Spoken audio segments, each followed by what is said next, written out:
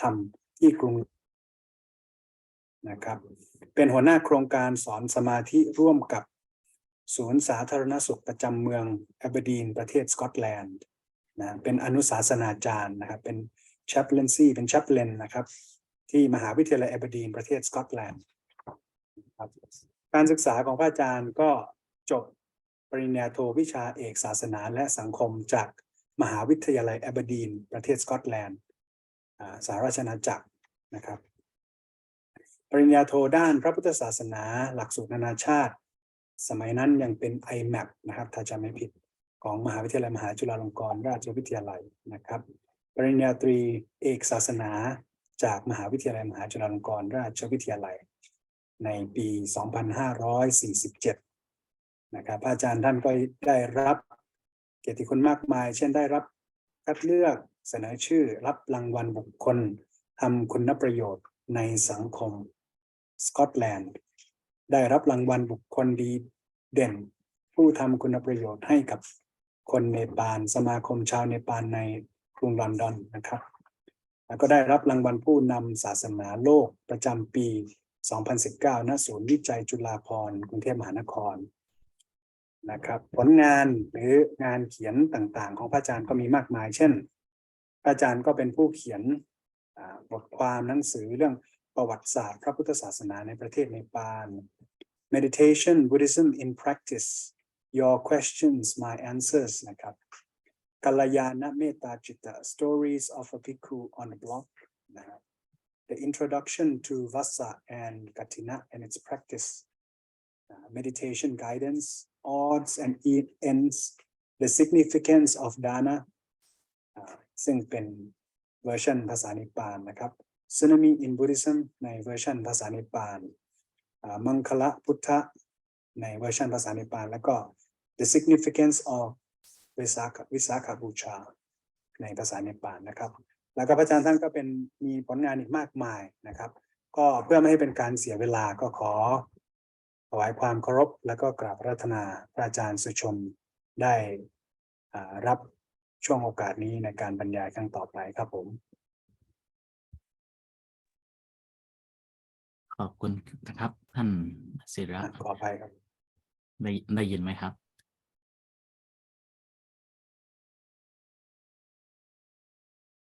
ได้ยินครับผมอาจารย์โอเคครับโอเคขอบคุณมากที่แนะนำเนาะกราบธรรมสการ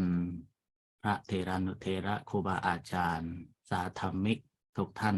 แล้วก็ขอเจริญพรคณาจารย์ทุกท่านและญาติโยมทุกท่านนะครับGood morning, everyone. So first of all, would like to thank you for the invitation to be part of this upskilling project. I'm very glad and also feel privileged to be here with you all. And I will be sharing my experiences and also will be giving you some tips to learn or improve your English language. Meanwhile, I have invited one of my close a friend, or I normally call her mom, who used to be a teacher and also now she's chairperson for the interfaith here in Aberdeen. So halfway through, I will invite her to come and speak with you all. ครับก็ก่อนอื่นนะครับผมจะได้แนะนำเล็กๆน้อยๆนะครับและเสร็จแล้วเนี่ยผมก็จะได้แนะนำถึงเรื่องพระพุทธศาสนาเรื่องการเผยแพร่พระพุทธศาสนาแล้วก็ภาษาที่ใช้บางเล็กน้อยนะครับแล้วก็เนื่องจากว่าผมคิดว่าหรืออาตมาคิดว่าทุกท่านก็คงจะมีความรู้เรื่องภาษาอยู่แล้วก็เลยจะได้แนวใหม่ก็คือจะให้ความรู้เรื่องสกอตแลนด์ด้วยนะครับ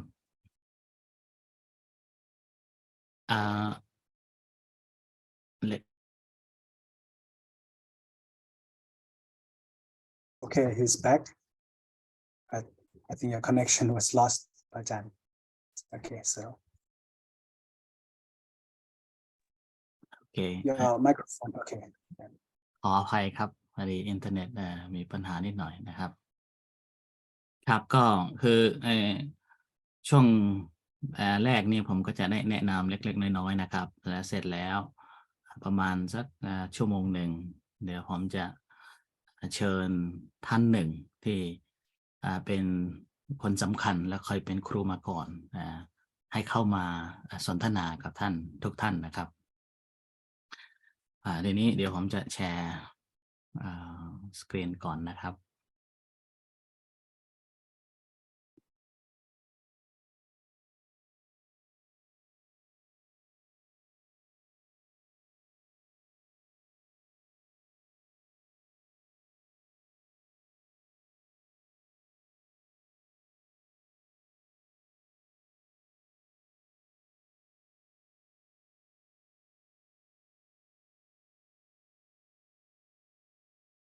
เห็นไหมครับโอเคเห็นนะครับ โอเคนี่ contents ที่ผมได้เตรียมเอาไว้นะครับ so these are the contents that I am going to speak on meanwhile if you have any questions in between or anything that you would like to ask you just unmute yourself and ask you're most welcome okay. So as Tanasira introduced, I was born in Nepal and ordained as a monk, as a novice in Nepal, and fully ordained in Thailand. After being in Thailand for a couple of years, almost 8 years, I came to UK in 2005. And been in different places, engaged in different organizations. And finally, I am settled here in Aberdeen. So it's been 10 years now. So within this 10 years time, I have learned quite a lot in terms of my own English language, as well as culture, tradition, and most importantly, I would say I have a great privilege to learn different faiths, religion, and how people believe in their religions in Aberdeen. And it's been 10 years that we have established this center here in Aberdeen. And with that, I have also got privilege to share my understanding and my practice on Buddhism in a different ways compared to the way we normally practice or normally we share or teach in Asia. What I found something different here that normally if we are in Asia, we will be telling stories based on scriptures and strictly holding on to that stories. And we will be sticking with what the scripture says strongly. Whereas here in my own experience, because living in a different environment, living in a non-Buddhist society and communities, I have to adapt a bit, not a bit actually, quite a lot in terms of teaching and also in terms of sharing the Dhamma. Oftentimes I would not recall the scripture or even refer to Buddhism when I am teaching. Although I will be speaking on the basis of the Buddha's teachings, but I would not call the Buddha saying, or I would not say in Pali words, but I will use English words, and that is translations. And again, sometimes the translation may not be what is we normally study in the dictionaries. Sometimes we have to look at the situation and also the context. With that context, we can share the Dhamma much more openly, as this is the main Buddha's teachings, that Buddha's teachings is to spread and then to let the people know about it. It's not the language, but however, if we know the true Pali and able to express it, and as a result of that, people, those who are listening, they also know about it, then obviously will be much better than translation. However, this is how I normally approach. And then even when I am teaching in different places, I normally say that although you may see me as a Buddhist monk, but do not think that I am a monk. Think that I am here to teach you some skills. So this is how I've been trying, and this is how I've been doing here in Scotland. So this is, I would say, this is a basic introduction about me. And meanwhile, in terms of the Buddhism, and I studied a master's here, MSc, and did my dissertation on Buddhism in Scotland, how Buddhism perceived and what is the situation in Scotland. นะครับต้องแปลบ่อยๆไหมครับ ไม่เป็นไรครับอาจารย์ตอนท้ายทีเดียวก็ได้ครับ แล้ว สรุป โอเค จะไปเราค่อยสลับกันใช้ครับ โอเคขอบคุณครับอันนี้ก็อันนี้ if we look at the Buddha's teachings, as we know that the day when there were 60 disciples, then the Buddha told them to go and teach Buddhism for the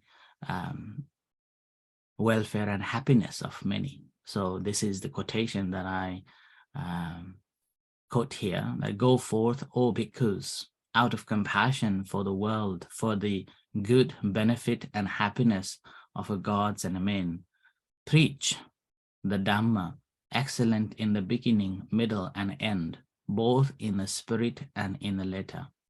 Proclaim the holy life, altogether perfect and pure. Hoist the flag of the sage. Preach the sublime Dhamma. Work for the good of others. You who have done your duties. This, I would say, that is the objectives of going and spreading the Dhamma. To preach here, preach the Dhamma. So when we are preaching the Dhamma, again, we are preaching to the local people. So we have to look at the local people and how they perceive and how they behave and such a thing. So that's why, as a monk living in a different community, this is one of the main work that we all have to learn and practice.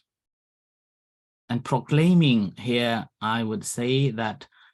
being an example of how we live in this society, in this modern world,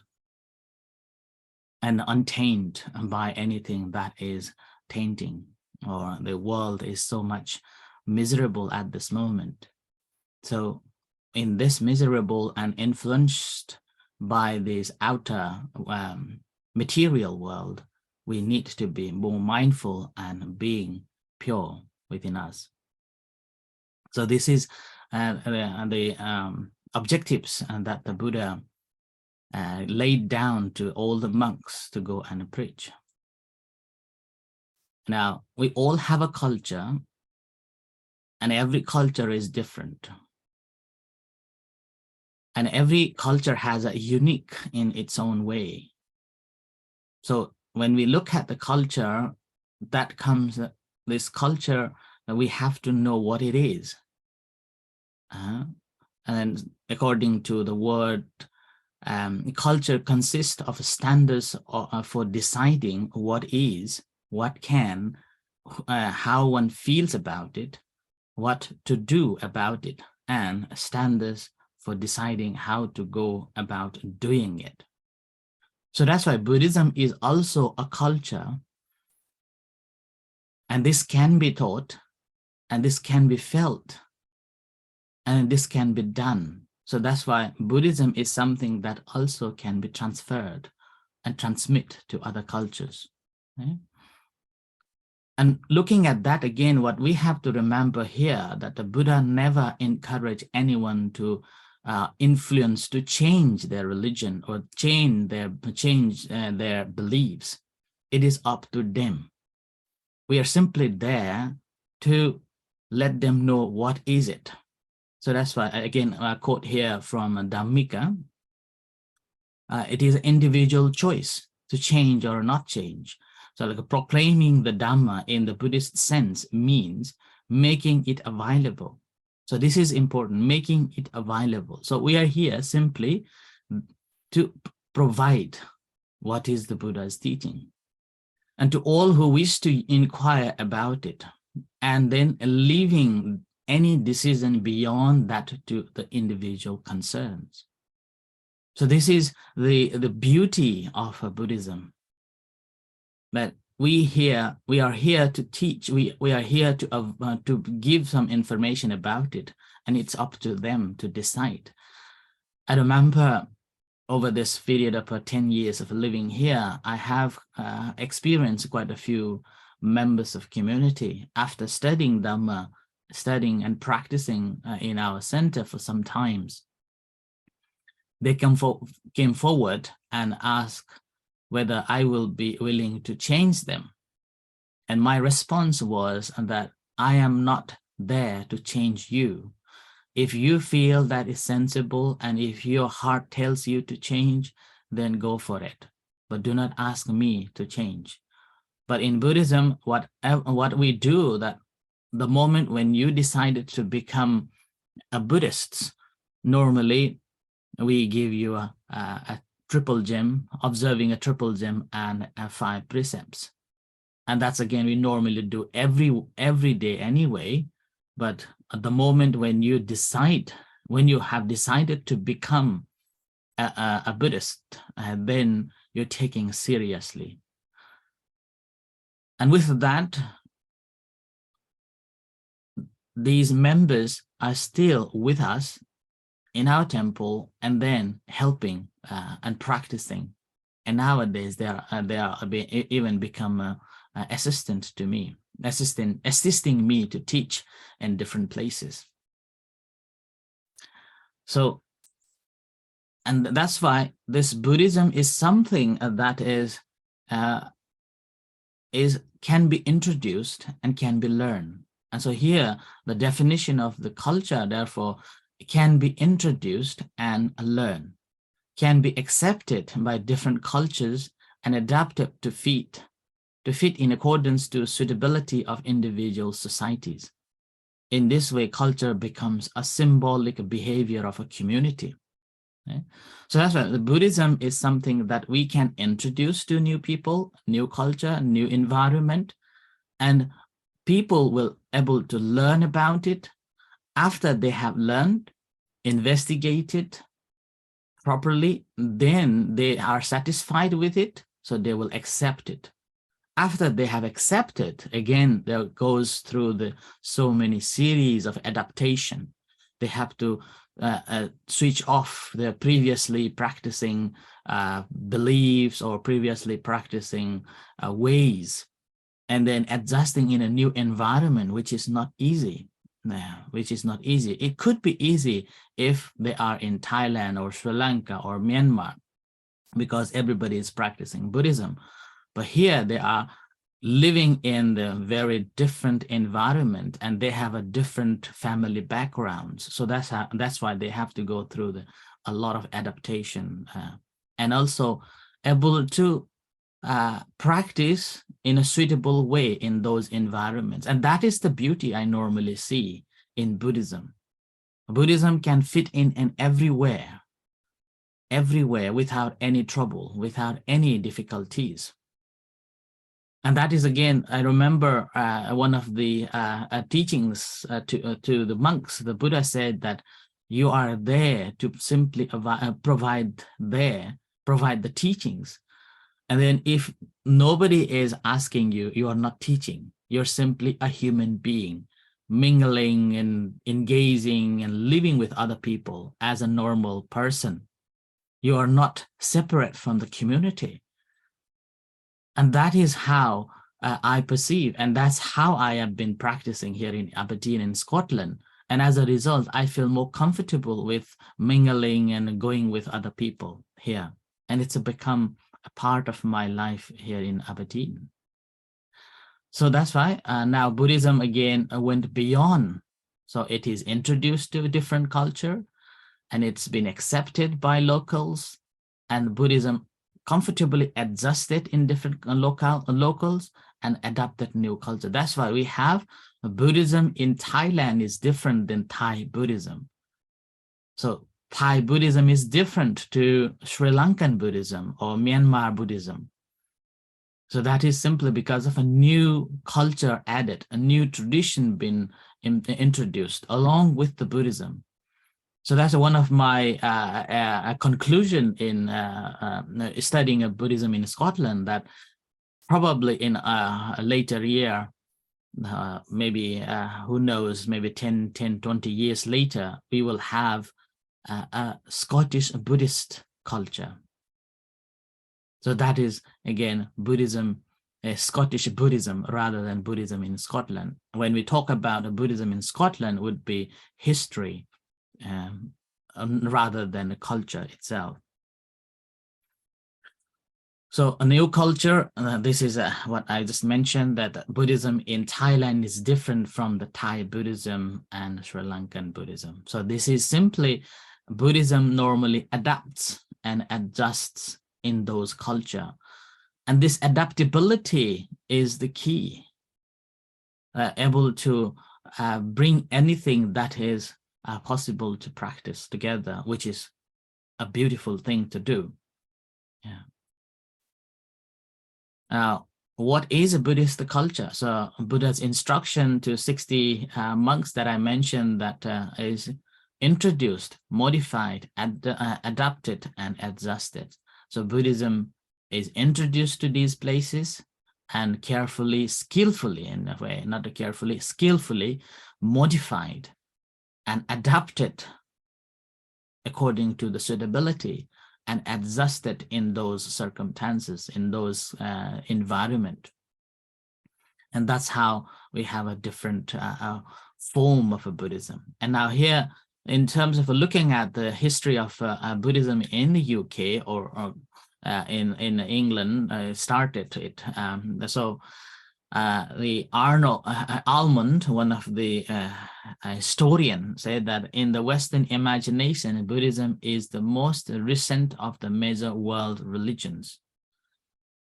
And Buddhism was introduced to West through the academics, businessmen, travelers, and government officials as a religion of Asia. So these government officials, basically, they were in Asia as a colonial during the colonial time as officials from the Britain. So that's why Britain has got a lot of contribution towards not only bringing Buddhist ideas to the West, but also reviving Buddhism in Asia as well. And when we talk about Buddhism in the West, I normally see it in a two form, that's Eastern-based Buddhists and Western-based Buddhists. Eastern-based Buddhists basically migrated to the West and practicing Buddhism in their own way. So that's why we have so many temples from Thai tradition, temples from Myanmar tradition, temples from Sri Lankan tradition. And each traditions, each temples have got different way of a practice based on their cultures. Like a in Thai temples will be practiced in accordance with the Thailand tradition. Sri Lankan temples will be organizing events in accordance with the Sri Lankan tradition, like that. And Western-based Buddhists are a bit different. They are two types. One type is strongly related or having a connection with the Asian or Eastern-based monasteries, or have a good connection with the one of the branches in Asia. And the second one is they have developed their own identity, which again forms the secularism. There is a famous book called Secular Buddhists. And on a YouTube, on many books written on that secular Buddhism too. So especially the Stephen Batchelor, he's from Scotland. He developed the theory called secular Buddhists or secular Buddhism, and he's a good writer and a good speaker too. So these are the two different way of looking at it on the Western-based Buddhists. Now, when we come to the Buddhism in Scotland, the biologist Roden, so in its records suggests that in 1912 at the Edinburgh Theosophical Society discussed a paper on Buddhism. That was the recorded one, and so this is the beginning of Buddhism and its discourses available in Scotland. And following that discussion, I haven't heard what was the topic of their discussion at that time, but following that, members wanted to study furthermore on Buddhism, and as a result of that, the Light of Asia was given. So Light of Asia was written by Arnold. And one of the very famous book in a poem form, The Life of the Buddha. And during that 19th century, it is believed that most of the middle class educated people have shared and reading this Light of Asia. So Stephen Batchelor, as a writer and speaker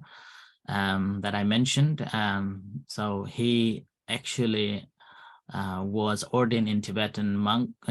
Buddhism, later practiced in Zen in Korea, and after that he left the monkhood and began teaching and preaching. So his theme is the secularism. And Rupert Gethin, one of the great Buddhist scholars, he was chairperson for the Polytech Society in England, and also very critical writer. His expertise is in Abhidhamma. Ajahn Chandasiri again was born in Edinburgh, and became a nun over 40 years now, 44 years, under the Ajahn Chah's tradition,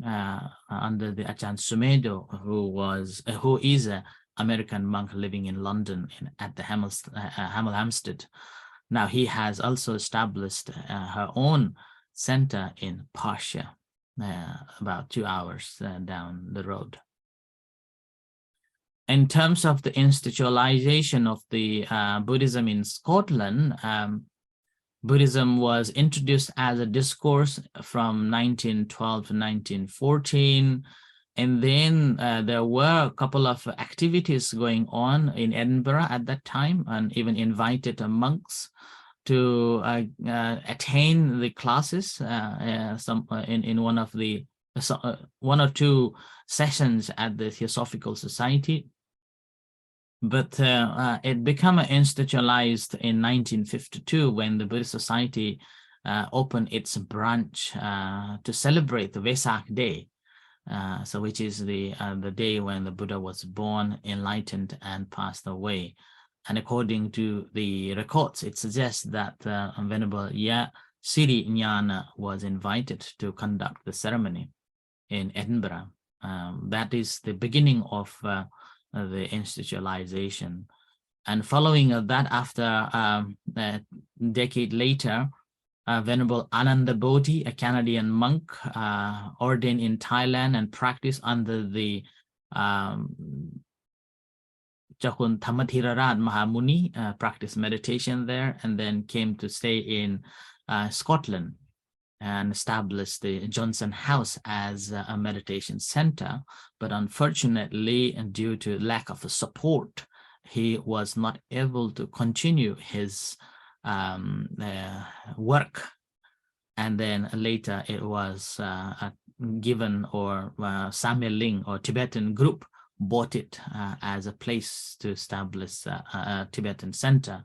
Nowadays, this is known as Sameling Tibetan Center, very famous and very big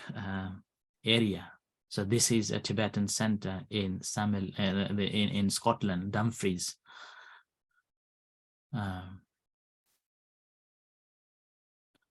And in terms of the Theravada Buddhism, we have altogether 6 Theravada centers now.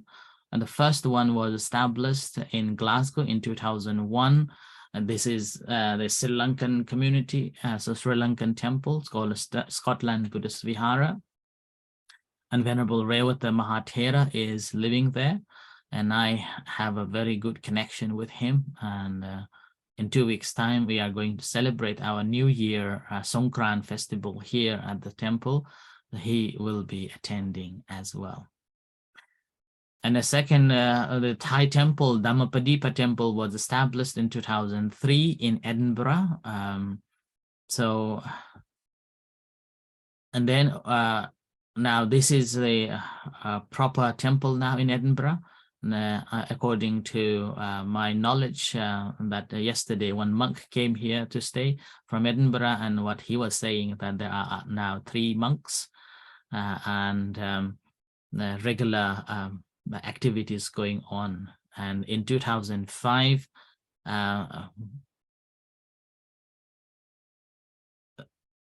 okay, yeah, so yeah, and then 2011, the Wat Thai Buddharam Temple was established in Aberdeen, and that was the time that I came here in Aberdeen to establish this temple, helping to establish it with the help of Edinburgh Dhammapadipa Temple. And in 2018, Wat Pathamakaya Meditation Center in Scotland established in Helensburgh near Glasgow. And they also bought again a big cathedral, and the cathedral now converted to the Buddhist center there.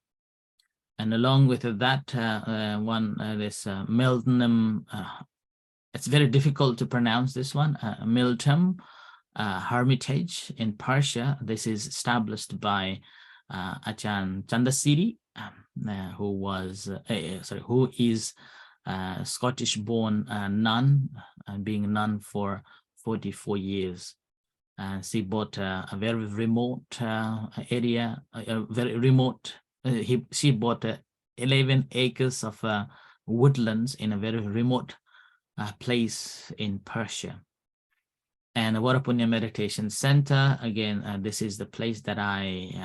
along with other pious devotees, established here in Aberdeen, and I am the abbot of this center. So these are the 6 temples here in Scotland, Buddhist temples. Now the challenges, introduction and challenges here, basically we are living in the multinational and multicultural society here. So Aberdeen is boomed, become very famous because of the oil business. So probably about 30-40 years. When I came here in 2011, it was like quite a strange thing to see. And I remember when we were walking in the city, we were booed. We were told to go back, something like that. Right? So it was alien to people. And at that time, my thought was they don't know us, so we have to make them available. So as a result, I normally walk around in the city.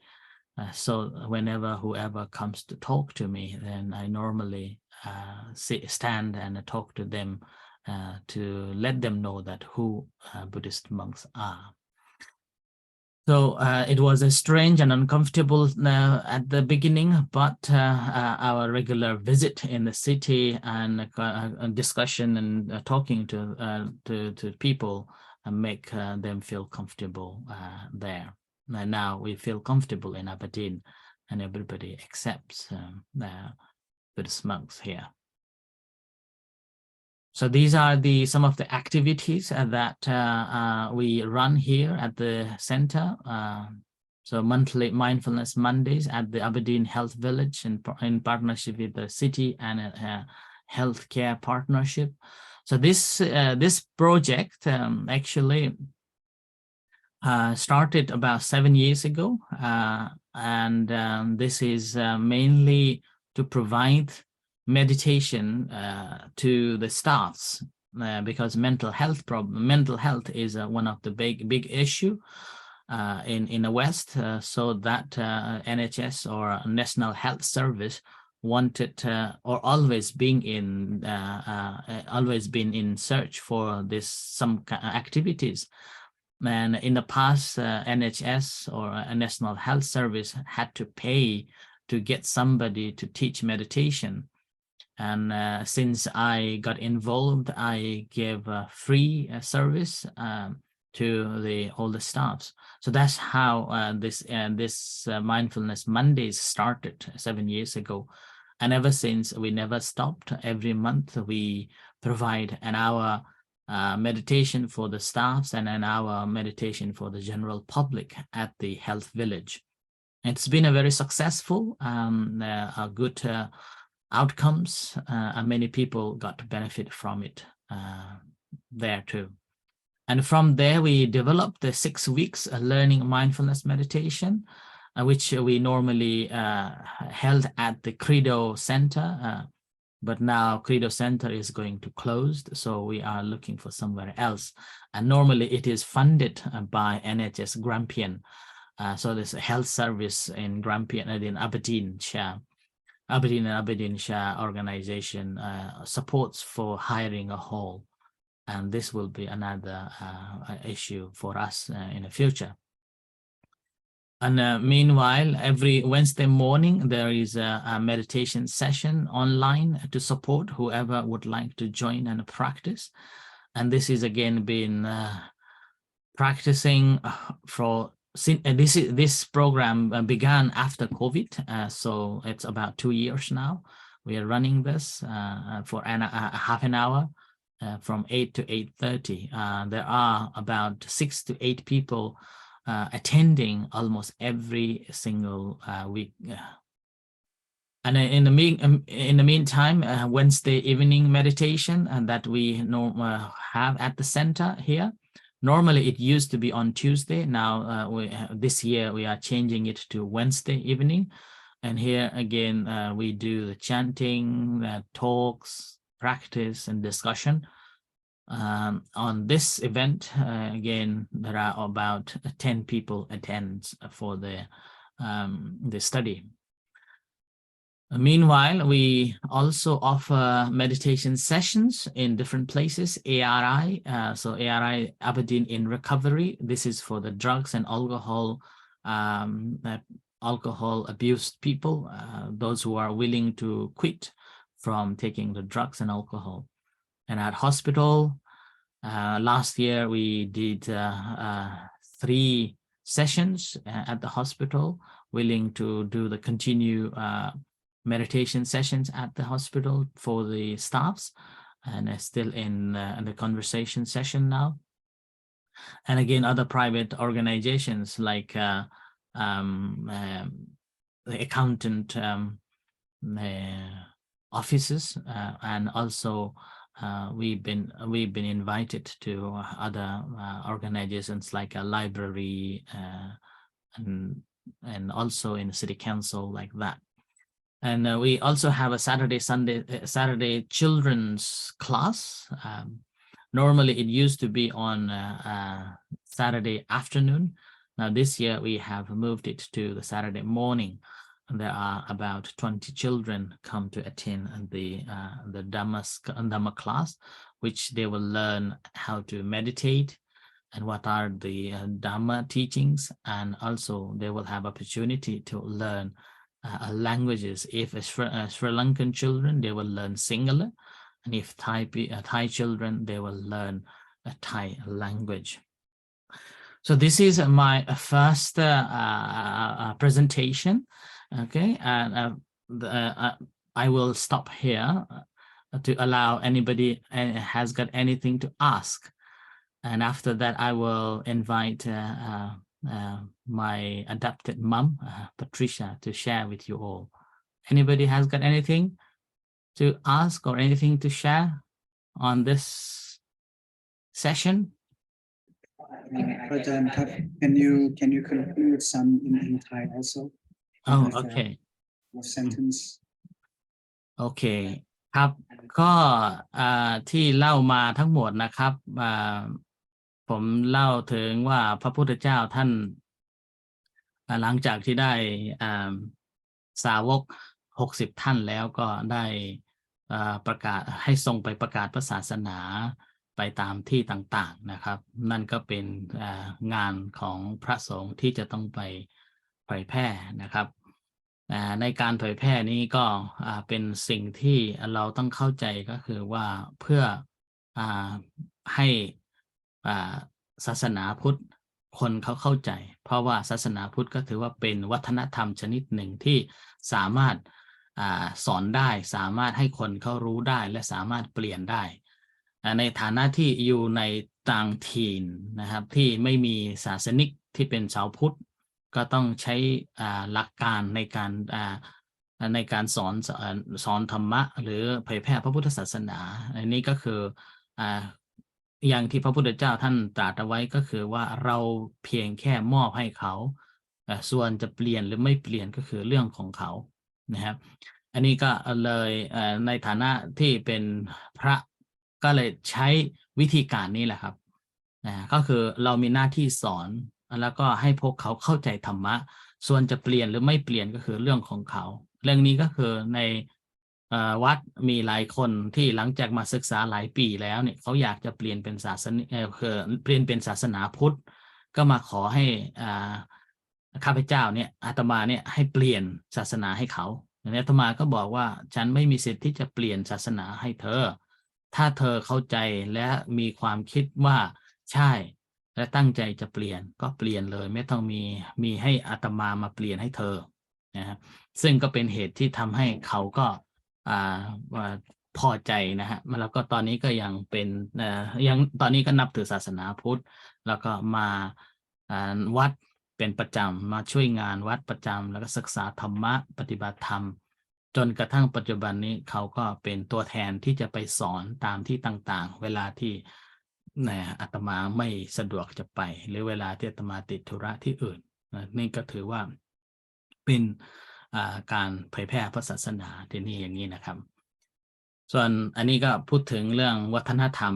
โดยปกติแล้วเราสามารถแนะนำได้คนสามารถเรียนรู้ได้และในขณะเดียวกันหลังจากเรียนรู้แล้วและเข้าใจแล้วคิดว่าน่าจะใช่ก็สามารถที่จะรับไปเป็น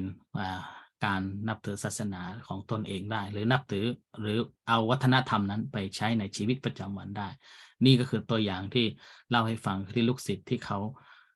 เปลี่ยนศาสนามานับถือศาสนาพุทธนะครับแต่การนับถือศาสนาพุทธเป็นเรื่องที่ไม่ใช่ง่ายนะครับเพราะว่า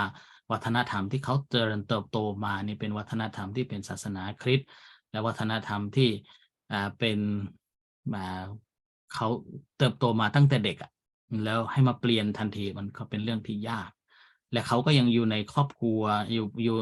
ยู่ในสังคมนี้การที่จะมาเปลี่ยนเป็นศาสนาพุทธโดยตรงมันก็ยากแต่ก็พวกเขาเหล่านั้นก็พยายามทำตามคำสอนของพระพุทธศาสนาและไม่ไปกระทบการนับถือศาสนาของพี่น้องของเขานะครับ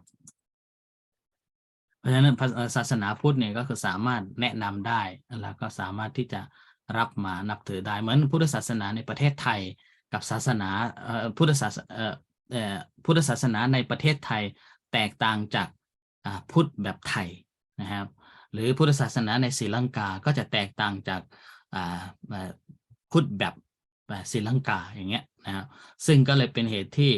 ตอนที่อาตมาเขียนวิทยานิพนธ์พุทธศาสนาในสกอตแลนด์สรุปไว้ว่าภายหน้าอาจจะ10 ปีหรือ20 ปีต่อไปเนี่ยในสกอตแลนด์เองก็จะมีพุทธศาสนาแบบสกอตแลนด์ในอนาคตนะครับแทนที่จะเฉพาะเราศึกษาพุทธศาสนาในสกอตแลนด์เราก็จะได้เรียนรู้ถึงพุทธศาสนาแบบสกอตแลนด์ต่อไปนะครับอันนี้ก็คือพุทธศาสนาเราสามารถแนะนำได้และสามารถปรับเปลี่ยนได้ตามสถานการณ์แล้วก็สามารถที่จะให้เข้ากับสังคมเข้ากับสถานการณ์ในสังคมนั้นๆได้นั่นก็เป็นเหตุที่พุทธศาสนาจะมียุดหยุ่นของความงามของพระพุทธศาสนาในพุทธศาสนาในอังกฤษนี่ก็เริ่มจากวิชาการนักพ่อค้าและคนเดินทางนะครับแล้วก็อันที่สำคัญที่สุดก็คือพนักงานของหรือเจ้าหน้าที่ของรัฐในช่วงเวลาที่กำลังยังครองอาณานิคมตามสถานที่ต่างๆอยู่นะครับ ในพุทธศาสนาในต่างประเทศหรือโดยเฉพาะใน UK เนี่ยนะครับอาตมาก็เห็นว่าสามารถแบ่งเป็น2ประเภทที่1ก็คือ Eastern Base นั่นก็หมายถึงว่ายังเชื่อมโยงกับเอเชียอยู่ซึ่งก็เหมือนชาวไทยหรือวัดไทยวัดศรีลังกาวัดพม่าก็ยังทำประเพณีเหมือนเดิมกับวัดไทยวัดพม่าวัดศรีลังกาตามที่ประเทศต่างนั้นนะครับส่วน Western Base นี่ก็คือว่าก็มี2แบบที่1ก็คือยังมีความเชื่อมสัมพันธ์กับเอเชียแบบหนึ่งและอีกแบบหนึ่งก็คือไม่มีก็คือศึกษาธรรมะแล้วมาปฏิบัติตามความเข้าใจของแต่ละท่านนะครับส่วนพุทธศาสนาในสกอตแลนด์เริ่มตั้งแต่1912นะครับมาเป็นการสนทนาทั่วไปในTheosophical Society นะครับและหลังจากนั้นก็มาอ่านเรื่อง The Light of the Asia ซึ่งก็เป็นหนังสือที่โด่งดังมากสมัยนั้นนั่นเป็นเริ่มต้นอันนี้เมื่อมาถึงก็พุทธศาสนาก็ได้เกาะตัวเป็นองค์กรขึ้นมาก็คือ1952หลังจากที่Buddhist Society จากลอนดอนมาก่อตั้งสาขาที่เอดินบะระแล้วก็จัดงานวันวิสาขบูชาส่วนพระสงฆ์ที่มาปฏิบัติศาสนกิจในประเทศสกอตแลนด์เองเนี่ยมาก็คือนั้นจอห์นสันเฮาส์ก็คือเป็นพระอนันทโพธิซึ่งเป็นพระสงฆ์ชาวแคนาดานะครับแต่ว่าไปบวชอยู่ที่ประเทศไทยและศึกษาจากหลวงพ่อธรรมธิรราชมหามุนีแล้วก็ได้มาเผยแพร่แล้วก็มาก่อตั้งศูนย์ปฏิบัติธรรมแต่ด้วยเหตุหลายประการท่านก็ไม่สามารถที่จะต่อเนื่องได้ก็เลยศูนย์นั้นก็กลายเป็นของชาวทิเบตไปปัจจุบันนี้ก็เป็นศูนย์ทิเบตนะเรียกว่าซาเมลิงซึ่งเป็นวัดที่ใหญ่มากนะครับตอนนี้เป็นศูนย์กลางถือว่าเป็นศูนย์กลางพระพุทธศาสนาเลยก็ว่าได้มีให้การสอนมีหลายอย่างอันนี้คือรูปของซาเมลิงนะครับส่วนพุทธศาสนาแบบเถรวาทเนี่ยปัจจุบันนี้มี6วัดแรกที่เกิดขึ้นก็คือวัดศรีลังกาที่กลาสโกว์ตอน2001 วัดที่สองก็คือวัดธรรมประทีปวัดไทยที่เอดินบะระ2003แล้วก็วัดไทยพุทธารามที่อับดีนก็2011แล้วก็วัดพระธรรมกายก็2018ที่กลาสโกว์นะครับนี่ใกล้กลาสโกว์ส่วนอีก2วัดก็คือวัดหนึ่งก็คือ Milnham Hermitage นี่ก็คือเป็นสำนักแม่ชีนะครับเป็นวัดที่สร้างด้วยแม่ชีจันทศิริซึ่งเป็นชาวเอดินบะระเป็นลูกศิษย์ของหลวงพ่อชานะครับสายหลวงพ่อชาลูกศิษย์ของหลวงพ่อสมัยโทมาก่อตั้งก็ประมาณ30 ไร่นะเป็นป่าใหญ่แล้วก็อีกวัดหนึ่งก็คือวรปุญญะ Meditation Center ซึ่งเป็นวัดที่อาตมาร่วมกับญาติโยมในอับดีนก่อตั้งขึ้นมาใน2012ซึ่งเป็นวัดที่ตอนนี้อาตมาก็เป็นเจ้าวาดแต่งตั้งเองนะไม่มีใครแต่งตั้งให้เพราะไม่มีใคร พออยู่รูปเดียวตอนนั้นทีนี้ปัญหาและอุปสรรคต่างๆก็คือว่าเนื่องจากอยู่ในสังคมที่ไม่มีชาวพุทธนะครับเป็นเรื่องที่ยากที่จะเราไปเผยแพร่นะครับก็เลยมีเราก็ต้องมีวิธีการหลายๆอย่างแล้วเราก็ต้องไปเผยแพร่นะครับต้องไปให้เขารู้นะครับยังจำได้ก็ช่วงแรกๆที่มาเนี่ยคนเขาไม่ชอบนะไล่ให้กลับก็มีป่าคือเอาขวดมาป่าก็มีอย่างเงี้ยนะครับแล้วก็หลายอย่างอันนี้ก็เลยตอนนั้นมีความคิดว่าพวกเขายังไม่รู้จักพระสงฆ์ก็เลยทำตัวแบบนี้ผมต้องทำให้พวกเขารู้จักพระสงฆ์นั่นก็เป็นเหตุที่ไปเดินในเมืองเป็นประจำแล้วก็ใครได้คุยก็ถ้าใครมาทักตอนนั้นก็มีความรู้สึกว่าฉันได้เธอแล้วนะครับอย่างเงี้ยในการที่ไปเดินเนี่ยก็ได้หลายคนมาวัดแล้วก็มาสนับสนุนวัดตอนนี้ก็ยังมี3 คนมาช่วยเหลือวัดอยู่เป็นประจำ3 คนนี้ก็เก็บมาจากถนนนะครับอันนี้ก็เนื่องจากว่าเราอยู่ในสังคมที่แปลกประหลาดสำหรับของเขาแล้วเราแต่งตัวก็ไม่เหมือนเขานะครับก็เป็นเรื่องที่ยากพอสมควรแต่ยังไงเราก็ได้เผยแพร่จนทุกวันนี้ก็เขาเข้าใจพระสงฆ์แล้วนะครับอันนี้ก็กิจกรรมที่จัดอยู่นะครับกิจกรรมแรกก็คือว่าช่วง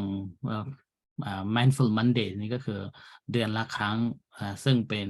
โครงการที่ศูนย์สาธารณสุขประจำเมืองอับดีนเป็นผู้ริเริ่มร่วมกับอาตมาเองนะครับเนื่องจากว่าเรื่อง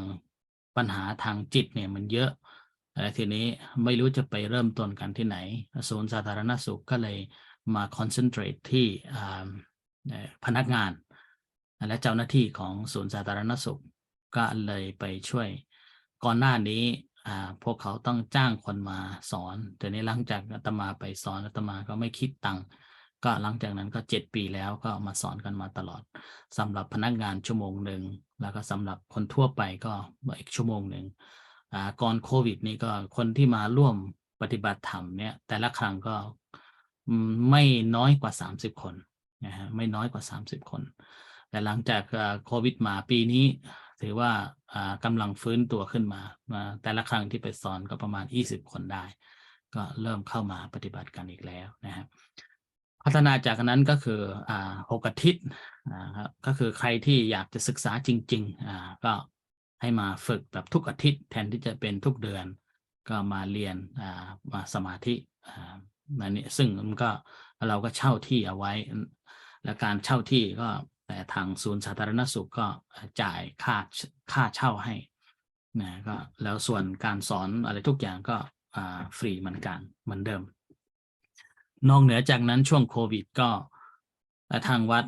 เพื่อเปิดโอกาสให้ทางคนที่เขาสนใจมาฝึกทุกวันพฤหัสตอนเช้า1/2 ชั่วโมงนะครับแล้วก็วันส่วนที่จะมาปฏิบัติธรรมที่วัดเริ่มมีมากขึ้นปีนี้ก่อนหน้านี้เราทำกันวันอังคารแต่ตอนนี้ก็มาทำวันพุธนี่ก็มา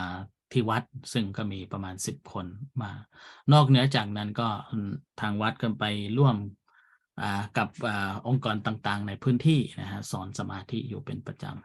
แล้วปีนี้ก็ได้เริ่มสอนธรรมะให้กับเด็กในวัดซึ่ง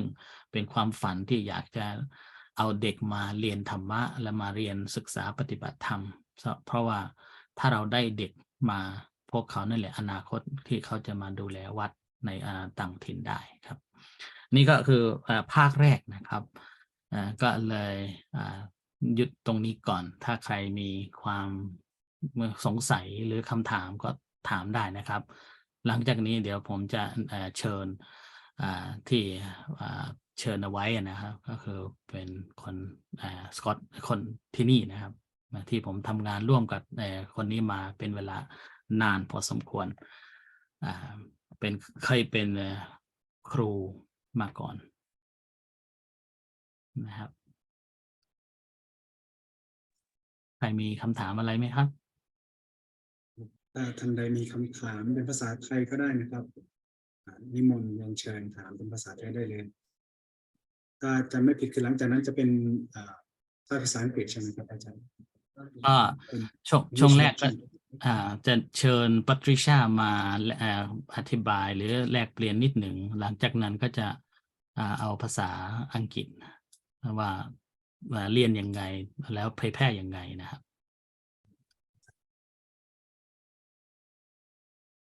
ท่านใดไม่มีคำถามอะไรก็นิมนต์พระอาจารย์คอนติเนียต่อได้เลยครับ Okay so good morning Patricia are you there Yes, good morning. Good morning. Good morning. How are we? Fine, thank you. Okay. Would you like to say few things, few words?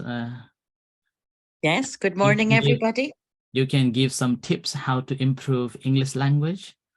And what have you been doing? Well, I guess I helped Sujan practice his English language as he came first to my classroom when 14-year-olds had learned a short course from me as a religious education teacher in Buddhism. And at the end of the course, Sujan would come in and answer all their questions. And that's how his book, Questions and Answers About Buddhism, came about. Do you want to translate that vaguely, quickly? ช่วงที่ปัตริชาเป็นครูสอนอยู่ที่โรงเรียนนะครับก็ทุกครั้งที่หลายครั้งเขาก็จะนิมนต์ผมไปแล้วท้ายสุดก็จะให้ตอบคำถามเรื่องเกี่ยวกับพุทธศาสนา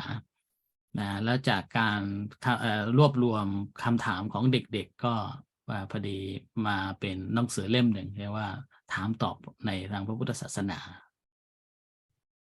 And another course they used to come and listen to talk to was on moral issues, ethical issues, where we would have people of different religions, and the children, again, 15, 16-year-olds would move around the library and ask questions of the visitors about medical ethical issues, about war and peace, about racism, about gender issues. And Sujan was always our Buddhist representative at that. ไหนก็ช่วงเวลาที่การสอนเรื่องจริยธรรมก็จะนิมนต์อาตมาไปบรรยายแล้วก็ให้ตอบคำถามต่างๆเกี่ยวข้องกับจริยธรรมในทางพระพุทธศาสนา But since then, and since I retired, I have been chairperson of Aberdeen Interfaith, and Sujan is our Buddhist representative on that committee, and a very active one at that, always ready with new ideas to challenge us. I think I'm not ready to translate that one. Okay. And then anyway, I when will just summarize. หลังจากเกษียณมาก็ตอนนี้มาเป็นประธานของศาสนสัมพันธ์ในเมืองอาบดีนนะครับจากนั้นก็เขาก็พูดถึงท่านก็พูดถึงว่าอาตมาเองก็เป็น active member แล้วก็จัดกิจกรรมต่างๆร่วมกับศาสนสัมพันธ์นะครับ And since his centre moved out of the city of Aberdeen, about 4 miles, and they created the Vara Punya Meditation Centre, we have enjoyed as an interfaith group every year in May, in Mental Health Week, our mindful walking, our Buddhist rituals, our sharing lunch, and our reflecting on the theme that that year's Mental Health Week nationally is taking. So this year it's going to be on anxiety. หลังจากที่วัดได้ย้ายมานอกวัดนอกเมืองนะครับซึ่งก็ประมาณประมาณ10 กิโลได้นะครับซึ่งห่างไกลจากเมืองแล้วก็เป็นที่ที่กว้างแล้วก็โล่งแต่ทางศาสนสัมพันธ์ก็ได้มาร่วมกิจกรรมอยู่เป็นประจำโดยเฉพาะทุกปีก็จัดกิจกรรมตามที่ทางสกอตแลนด์เขากำหนดเอาไว้เรื่องปัญหาทางจิตนะครับแล้วก็เอาเรื่องนั้นทางสกอตแลนด์รัฐบาลตั้งหัวข้อเอาไว้เราก็มาถกเถียงกันแล้วก็มาแลกเปลี่ยนกันซึ่งวันนั้นก็เป็นงานทั้งวันตั้งแต่10 โมงถึงประมาณบ่าย 3 บ่าย 4 โมงก็คือทุกศาสนาจะมาพูดคุยกันในเรื่องนั้นๆนะครับส่วนปีนี้ก็ anxiety ซึ่งก็จะเกิดขึ้นในวันที่20 เดือนพฤษภาคมนี้ครับAnd I think the Varapunya Centre for myself and many others is a place where we can come and we can unwind and we can refresh and we can chat as Suzanne listens and gives wise advice. And even my dog enjoys Suzanne's company and doesn't like to be there if he's not there. So it is a place where we all feel very at home and comfortable and welcome. Okay. You're translating that? No. Come on. Okay, right. And one opportunity that is going to come our way very soon is a hotel full of asylum seekers, and where the centre is probably, we hope, going to become a very important place where they can relax and unwind and not be in their hotel room imprisoned. You want me to translate that one? Okay. เนื่องจากว่าวัดอยู่ห่างไกลแต่ว่าในใกล้ๆวัดก็มีโรงแรมอยู่ทีนี้เนื่องจากคนที่อพยพมาจำนวนมากทางโรงแรมก็เอาคนที่อพยพมาเนี่ยมาไว้ก่อนช่วงกำลังเดินเรื่องที่จะให้เป็นคนที่นี่นั่นก็มี100 กว่าชีวิตมาซึ่งรัฐบาลก็เป็นคนจัดสรรทีนี้ตอนนี้ก็ศาสนสัมพันธ์เมืองอาบดีนก็กำลังวางแผนกันว่าให้แทนที่จะพกเขาอยู่ในห้องตลอดเวลาเพราะพกเขาออกไปไม่ได้เพราะยังไม่มีเอกสารที่ชัดเจนแล้วก็ยังไม่ถูกต้องก็เลยต้องอยู่ในการควบคุมทีนี้ทางศาสนสัมพันธ์ก็เลยมาคุยกันว่าเพราะเนื่องจากว่าเดินมาประมาณครึ่งชั่วโมงก็จะให้เดินมาที่วัดแล้วก็กลับไปพร้อมๆกับคณะดูแลครับ And 2 other quick things. The first one, that it's been my privilege to take Suzanne to the island of Iona and to experience the little island where Christianity first came to Scotland, and to stay in a Christian retreat centre where Suzanne felt very at home and enjoyed the peace and quiet and beauty of that very tiny island. And also taking his fellow monks to visit Pluskerton, a Roman Catholic retreat centre, and meet the man in charge there. Chances to meet other people, to speak English and appreciate the culture and the beauty of our country. ก็พูดถึงว่ามีก่อนโควิดมั้งมีช่วงหนึ่งแต่ปัตริชาก็ได้นิมนต์ไปดูศูนย์หรือเป็นเกาะเล็กๆในบนทางเหนือของสกอตแลนด์ซึ่งเป็นที่เริ่มต้นของศาสนาคริสต์เข้ามาเป็นแหล่งแสวงบุญของชาวคริสต์ก็พาไปดูด้วยแล้วก็ได้อยู่ในวัดของแคทอลิกนะที่สร้างโดยแคทอลิกก็ไปอยู่ที่นั่นก็เป็นที่ น่าสงบดีเหมือนกันแล้วก็ได้เรียนรู้เรื่องแคทอลิกด้วยแล้วก็ศาสนาคริสต์ด้วยการดำเนินชีวิตของเขาด้วยนะครับซึ่งตามประวัติก็คือว่าเซนต์โคลัมบัสเนี่ยได้เอาศาสนาคริสต์เข้ามาในประเทศสกอตแลนด์นะครับนั่นคือเป็นจุดเริ่มต้นอันที่สองก็คือพระสงฆ์ที่มาอยู่วัดพอดีมีโอกาสให้แพทริเชียมาสอนภาษาอังกฤษให้ก็เลยถือโอกาสแพทริเชียก็เลยพาไปที่ Plus Garden ซึ่งเป็นวัดทางศาสนาคริสต์ที่มีพระสงฆ์อยู่พระสงฆ์ฝ่ายศาสนาคริสต์อาศัยอยู่ก็ได้ไปดูแลได้ไปรู้จักพระสงฆ์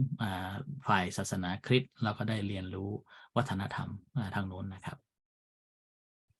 And lastly, just to say how grateful I am to all those in our interfaith committee, including Suzanne, who have supported me at times when my husband passed away, when I was ill, and when I had an accident. Each time I felt the people of different faiths, including Buddhist, Hindu, Quaker,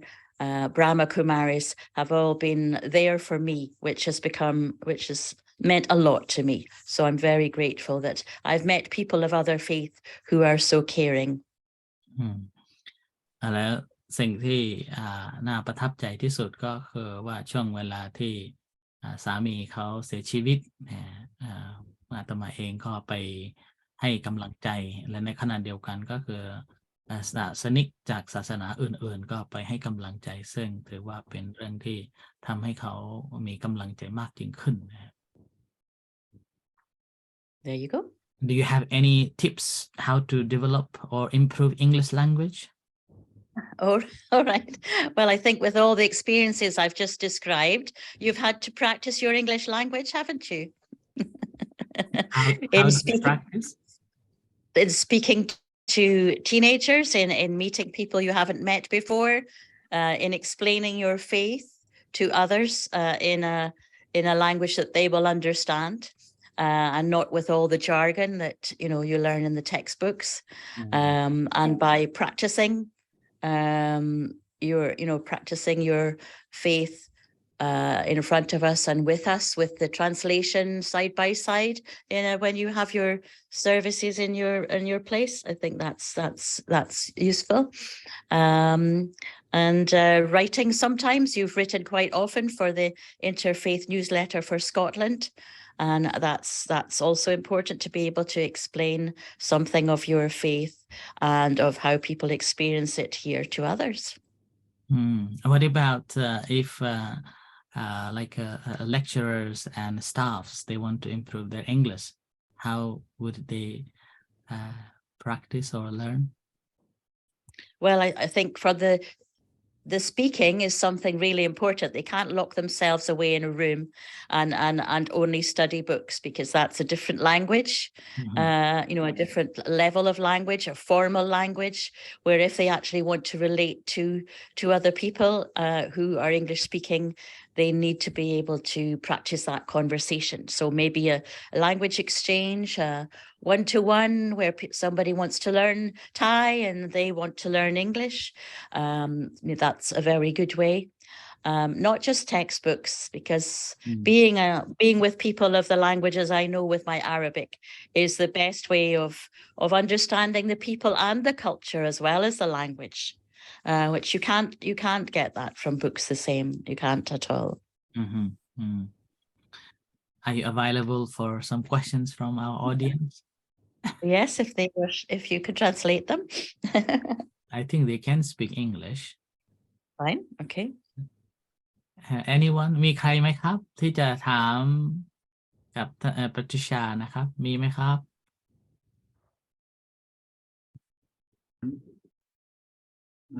Okay, one from me.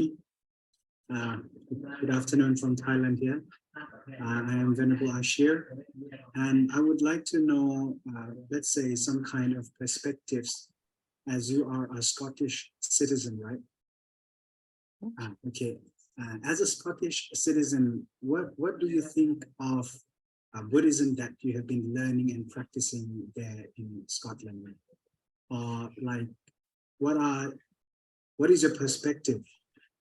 when it comes to learning and practicing Buddhism? Okay, so I'm not a Buddhist, I'm a Christian. But as Suzanne has mentioned earlier, and always goes on to say, that many people who come to his center are not Buddhists. They come because they enjoy the peace and the quiet and the escaping from the busy life and the focusing and being able to refocus. And I think in our stressful society, not just before COVID and before the cost of living crisis, all these other things, mental health, 1 in 10 people in this country have a mental health issue at some point in their lives. So I think Buddhism offers a way of thinking and a way of being that can help people cope. And I think that's really, really important. Okay, thank you very much, Mrs. Patricia. Thank you very much. Anything else you want to say? Anything you want to say about Syrians and how you're helping? No, I don't. Just like you don't want to translate what I spoke about you. It's up to you. I'm going away now. So, Have a good Patricia, day, everybody. okay, thank you very much for your inputs. Thank you. Right. Bye bye. Bye, everybody. Patricia เนี่ยก็เป็นบุคคลหนึ่งที่ว่าสำคัญเลยทีเดียวที่ทำให้ศาสนสัมพันธ์ในเมืองอับดีนเนี่ยนะครับกำลังเป็นที่จับตาเป็นที่ใครๆก็อยากจะมาปรึกษากันเรื่องการจัดงานนะครับแล้วก็โดยเฉพาะงานที่วัดที่จัดอยู่ทุกปีเรื่องร่วมกับเรื่องการ mindfulness interfaith mindful days ซึ่งร่วมกับศาสนสัมพันธ์เนี่ยทาง UK Wise ก็มาขอปรึกษาด้วยซึ่งจะเอาไปนำล่องนะครับเขาก็จะเอาไปใช้ในสถานที่ต่างๆด้วยกิจกรรมนี้ก็คือสาเหตุที่ผมจัดกิจกรรมนี้ขึ้นมาเนี่ยนะครับก็คือเนื่องจากว่าเกี่ยวข้องกับศาสนสัมพันธ์มานานและทีนี้อยากจะมีกิจกรรมอะไรสักอย่างหนึ่งที่เกี่ยวข้องกับเรื่องพุทธศาสนาอยู่ในศาสนสัมพันธ์ก็เลยถือโอกาสจัดวิสาขบูชาแต่ไม่ได้บอกว่าจัดงานวิสาขบูชาแต่ให้เป็นสากลก็เลยบอกว่า Interfaith Mindful Day ก็เลยมาจัดใกล้ๆเคียงกันกับวันวิสาขบูชาแล้วก็ให้มาตั้งแต่10 โมงเช้านะครับ10 โมงเช้านี่ก็คือให้เดินจงกรมก่อนเดินจงกรมเสร็จแล้วเนี่ยก็ให้มาร่วมกันให้มาร่วมกันกับการถวายภัตตาหารเพลนะครับก็คือใส่บาตรฟังสวดมนต์ใส่บาตรแล้วก็ทานอาหารพร้อมกันเสร็จแล้วตอนบ่ายก็มาแลกเปลี่ยนในหัวข้อที่ทางรัฐบาลเขาจัดไว้ให้คือทางสกอตแลนด์นี่ก็จะข้อดีอย่างหนึ่งก็คือทางสกอตแลนด์รัฐบาลสกอตแลนด์เนี่ยก็จะมีคำหนึ่งทุกปีก็จะให้มาพิจารณากันให้ทุกภูมิภาคเนี่ยก็จะมาจัดสัมมนากันให้คุยกันเรื่องเกี่ยวกับปัญหาทางจิตนะซึ่งปีนี้ก็เรื่อง anxiety คือความโรคซึมเศร้านะครับก็คือ anxiety ให้มาพูดคุยกันทีนี้ช่วงบ่ายที่วัดก็จะทำก็คือว่าให้แต่ละศาสนาเนี่ยมาแลกเปลี่ยนกันว่าทางศาสนาเขาพูดว่าอย่างไรแล้วเราจะแก้อย่างไรอย่างเงี้ยอันนี้ก็เลยกลายเป็นกิจกรรมที่เป็นตัวอย่างให้กับศาสนสัมพันธ์ในทั่ว UK แล้วนะฮะอันนี้ก็คือเป็นผลงานอีกชิ้นหนึ่งของ Patricia ในขณะเดียวกันหลังจากที่มีปัญหาทางซีเรียนะฮะคนอพยพมาในอังกฤษเยอะแม้ในอับดีนก็มากทีนี้ช่วงเวลานั้นPatricia ก็ได้ไปเกี่ยวข้องกลายเป็นแม่ของคนที่อพยพมาเลยทีเดียวก็ให้โดยเฉพาะของผู้หญิงนะให้การดูแลให้การช่วยเหลือในหลายๆด้านก็เลยเป็นบุคคลสำคัญอีกท่านเช่นกันนะครับโอเคใครจะมีคำถามอะไรไหมครับในนี้May I ask you? Yes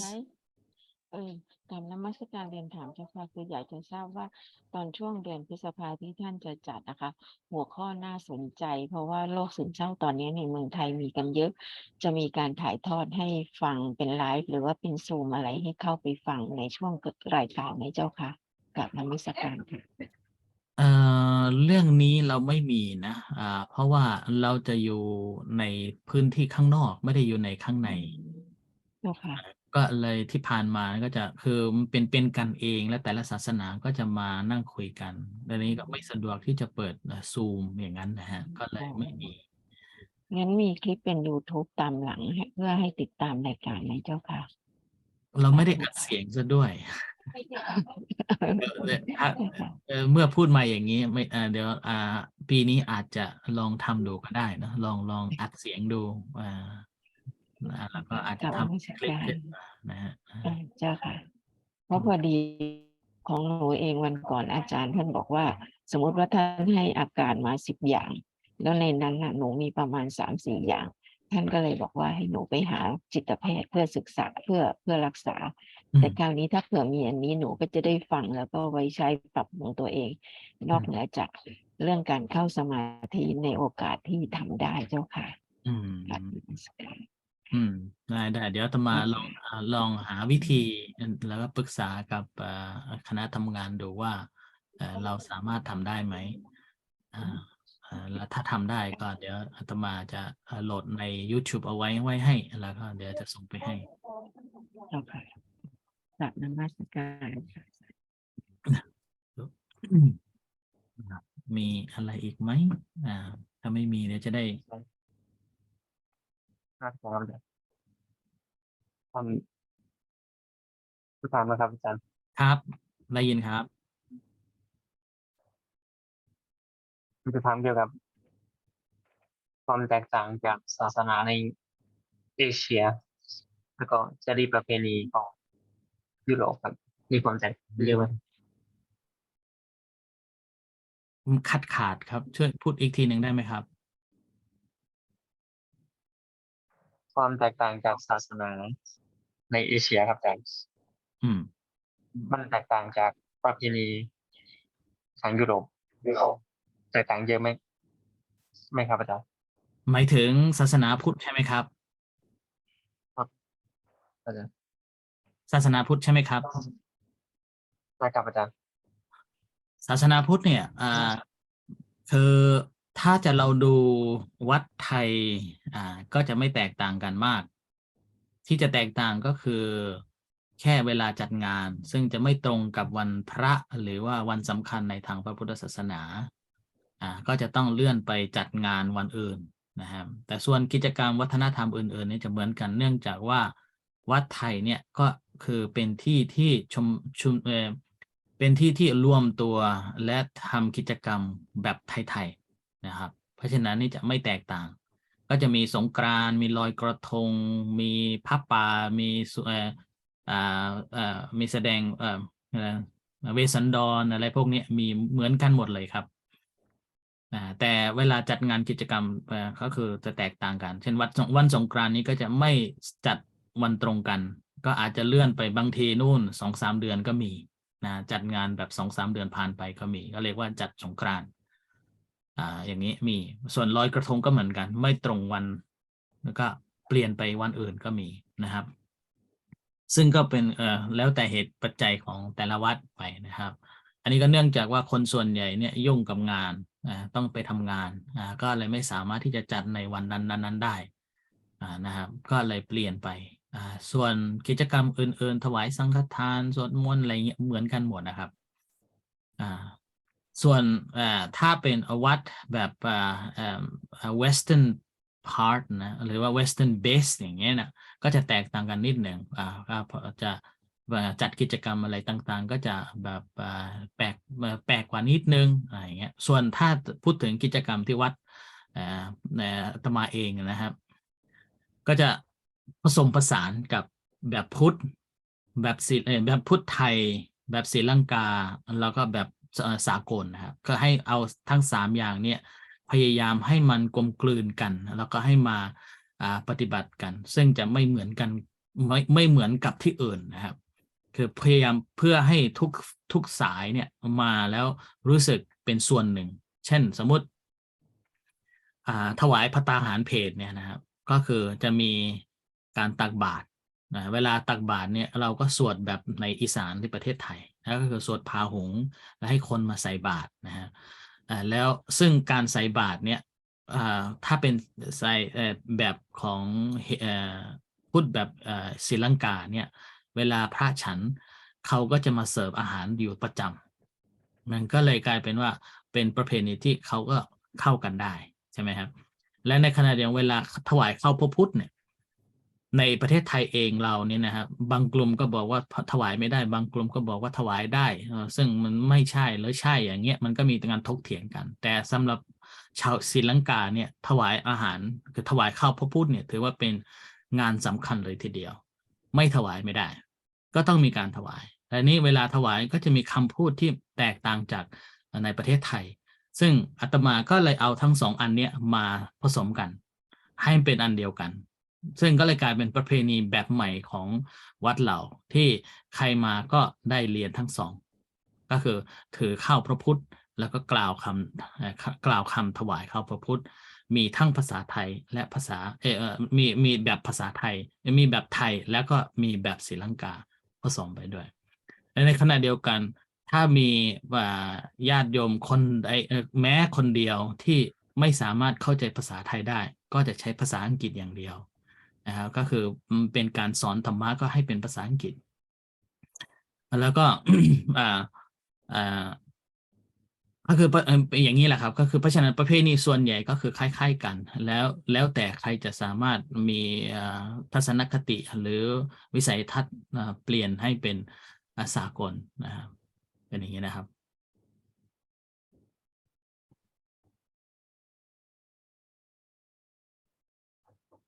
เข้าใจนะครับมีท่านพระครูเขียนมาว่าภาษาอังกฤษสำคัญมากครับแต่ไม่ค่อยมีใครสอนฟรีผ่านซูมเพื่อยกระดับพระในเมืองไทยเลยครับหลายปีที่ผ่านมาจีนญี่ปุ่นเกาหลีมีคนสวดมนต์ทำพิธีกรรม disrupt ไหมครับพระอาจารย์จะโดน disrupt ไหมครับโลกเปลี่ยนไปเยอะมากครับทั้ง AI Metaverse Blockchain IoT Web มีใครที่ทำเกี่ยวกับเรื่องเหล่านี้ประยุกต์กับพุทธศาสนาไหมครับ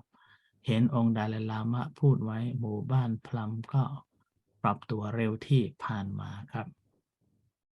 ถ้าปรับได้ก็ดีนะครับแต่ว่ามันก็ต้องใช้เวลาพอสมควรแล้วก็ต้องใช้งบประมาณพอสมควรนะครับถ้าไม่มีงบประมาณเรื่องเหล่านี้ก็ทำไม่ได้ส่วนจะ disrupt หรือไม่มันก็แล้วแต่นะครับส่วน disrupt หรือแล้วแต่ความเชื่อศรัทธาและความเข้าใจของแต่ละท่านนะครับส่วน พูดถึงเรื่องการใช้ AI หรืออย่างนี้อาจารย์พราหมณ์นะครับที่เป็นลูกศิษย์ของหลวงพ่อชาที่อยู่ออสเตรเลียเขาพูดเอาไว้ประมาณ10 ปีที่แล้วบอกว่า ท่านอาจจะต้องพัฒนาระบบใครโทรมาเนี่ย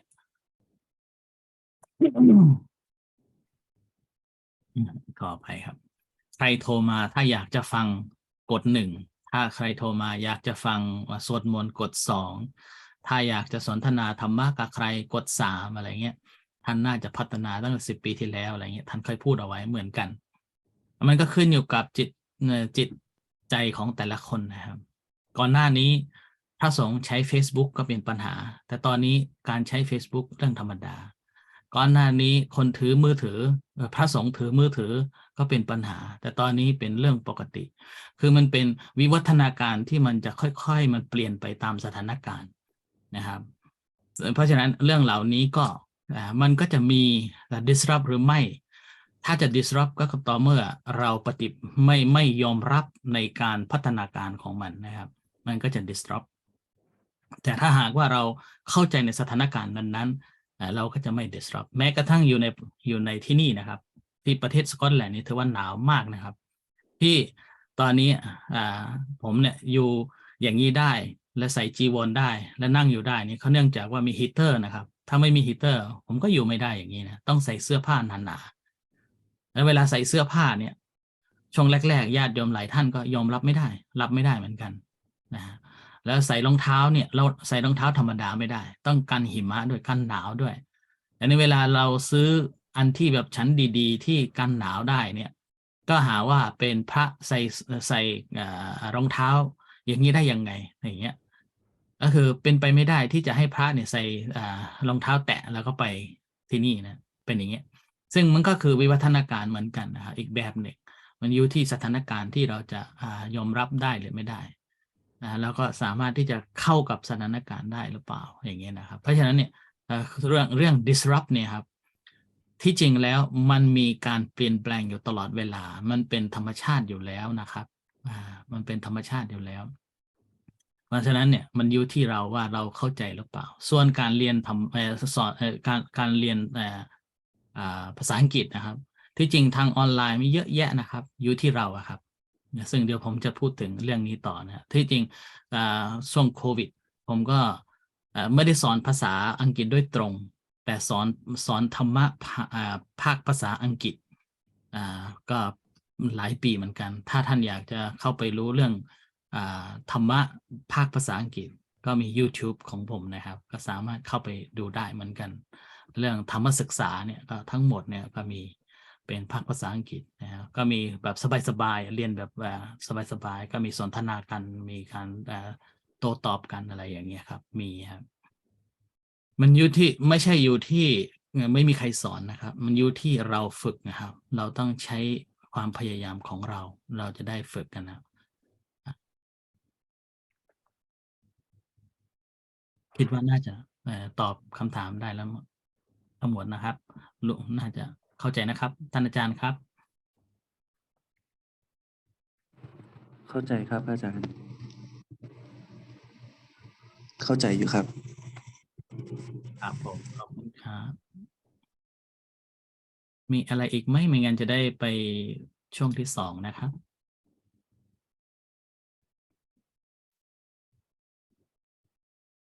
มีคำถามในช่องแชทมาโอเคเอาจากพระมหาวินัยนะครับ How is their attitude affection of the Western people น่าจะไหนถามถึงทัศนคติในการ affection ของชาวตะวันตกครับอาจารย์ตะวันตกต่อพระพุทธศาสนาหรือเปล่าอันนี้คำถามไม่จบ about Buddhism โอเคครับโอเคพุทธศาสนาโอเคครับ so their attitude it depends on which group you are in in basic term Buddhism is regarded as a non-theistic religion as a result many Christians do not want to have any so they do not feel comfortable with it however because Buddhism teaches a way of life and very comfortable and peaceful as a result of that their attitude to Buddhism is much comfortable and they accept it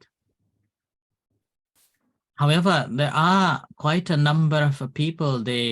dislike not just Buddhism but they feel it as a Eastern religion or Eastern migration so that's why those who are strong believers of Christianity or nationalists then they would not prefer to have us here and as that is the reason why I whenever I receive any negative reactions from people I told myself that they don't know me yet they don't know Buddhism yet so we have to tell them we have to allow them to understand it and after they have understood they welcome us here when I established this temple all the neighbors they didn't like us everybody objected and then with that objection what I told to myself that they didn't know me so I have to let them know me so with that I went on talking to them sharing my views talking to what we practice and with that all the neighbors now accepted us. And some of them even came to practice meditation at the temple. And then some of them even help to come and volunteer at the temple to do works. For the new generation, again, it is up to us to let them know that who we are. If we do not let them know that who we are, then they will not accept us. They will be following as they have been practicing, because in a school, they are taught Christianity. We have a holidays according to the Christian holiday. Now it's Easter holiday. So, and then there will be a holidays in Christmas time. So with that, they are engraved all these Christian values, and they know only Christianity. So that's why if we can give them this information, obviously their attitude and views will be different. Like I visit schools and I visit the university and give talks. My only thought is to let them know that what is Buddhism. And then with that providing information, whenever they come across with us, they feel comfortable. So their view has been changed. So that's why it's a new generation to change their views. It's not an easy task. If we want to change their views, change their attitude to Buddhism, then we have to be able to go into the education sector so that we can influence giving them information. If they don't know, then obviously their attitude will be different.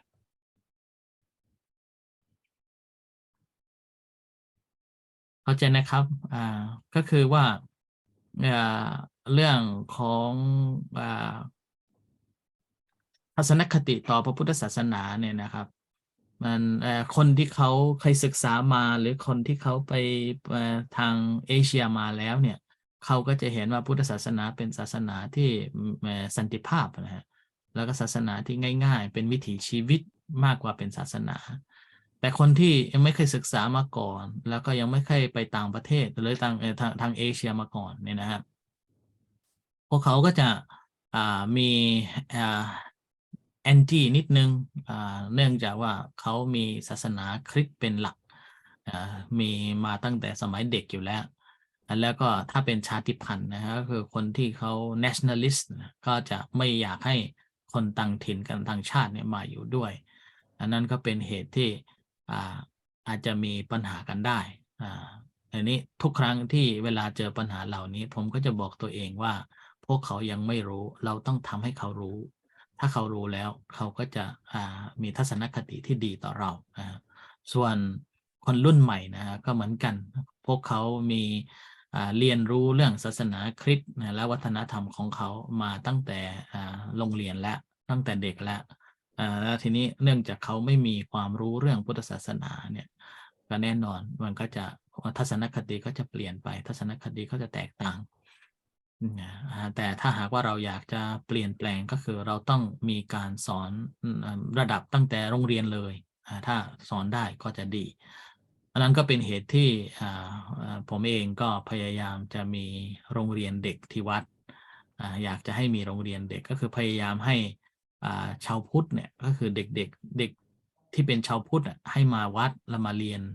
ธรรมะให้มาคุ้นเคยกับธรรมะคุ้นเคยกับวัดให้มากที่สุดก็พยายามพูดให้กับญาติโยมอยู่เป็นประจำเหมือนกันอันนี้ซึ่งก็เป็นเหตุที่ตอนนี้เราก็มีโรงเรียนที่ตอนนี้ถือว่าเป็นกิจลักษณ์ไปแล้วก็ยังไม่ทุกอาทิตย์แต่ก็2 อาทิตย์ครั้งหนึ่งก็เริ่มมีแล้วนะครับเอาละเดี๋ยวผมจะแชร์มีใครอีกคำถามหรือเปล่าครับคำถามใครไม่งั้นเดี๋ยวผมจะแชร์อีกทีหนึ่ง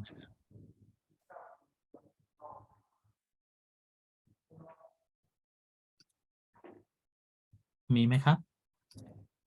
ไม่มีนะครับ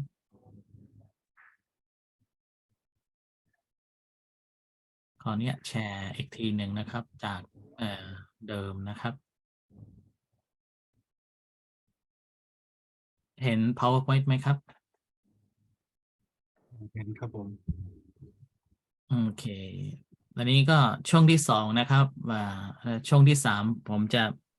ให้ความรู้เรื่องเกี่ยวกับสกอตแลนด์นะครับช่วงที่สองนี้ก็จะเป็นการ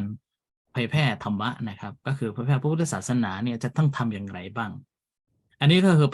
อันนี้คือตามประสบการณ์ที่ผมทำมานะครับ so this is on the basis of my experience I have categorized into 5 headings. The first one is we have to understand the host culture. Host culture หมายถึงประเทศที่เราอยู่หรือชุมชนที่เราอยู่นะครับวัฒนธรรมที่ในวัฒนธรรมของ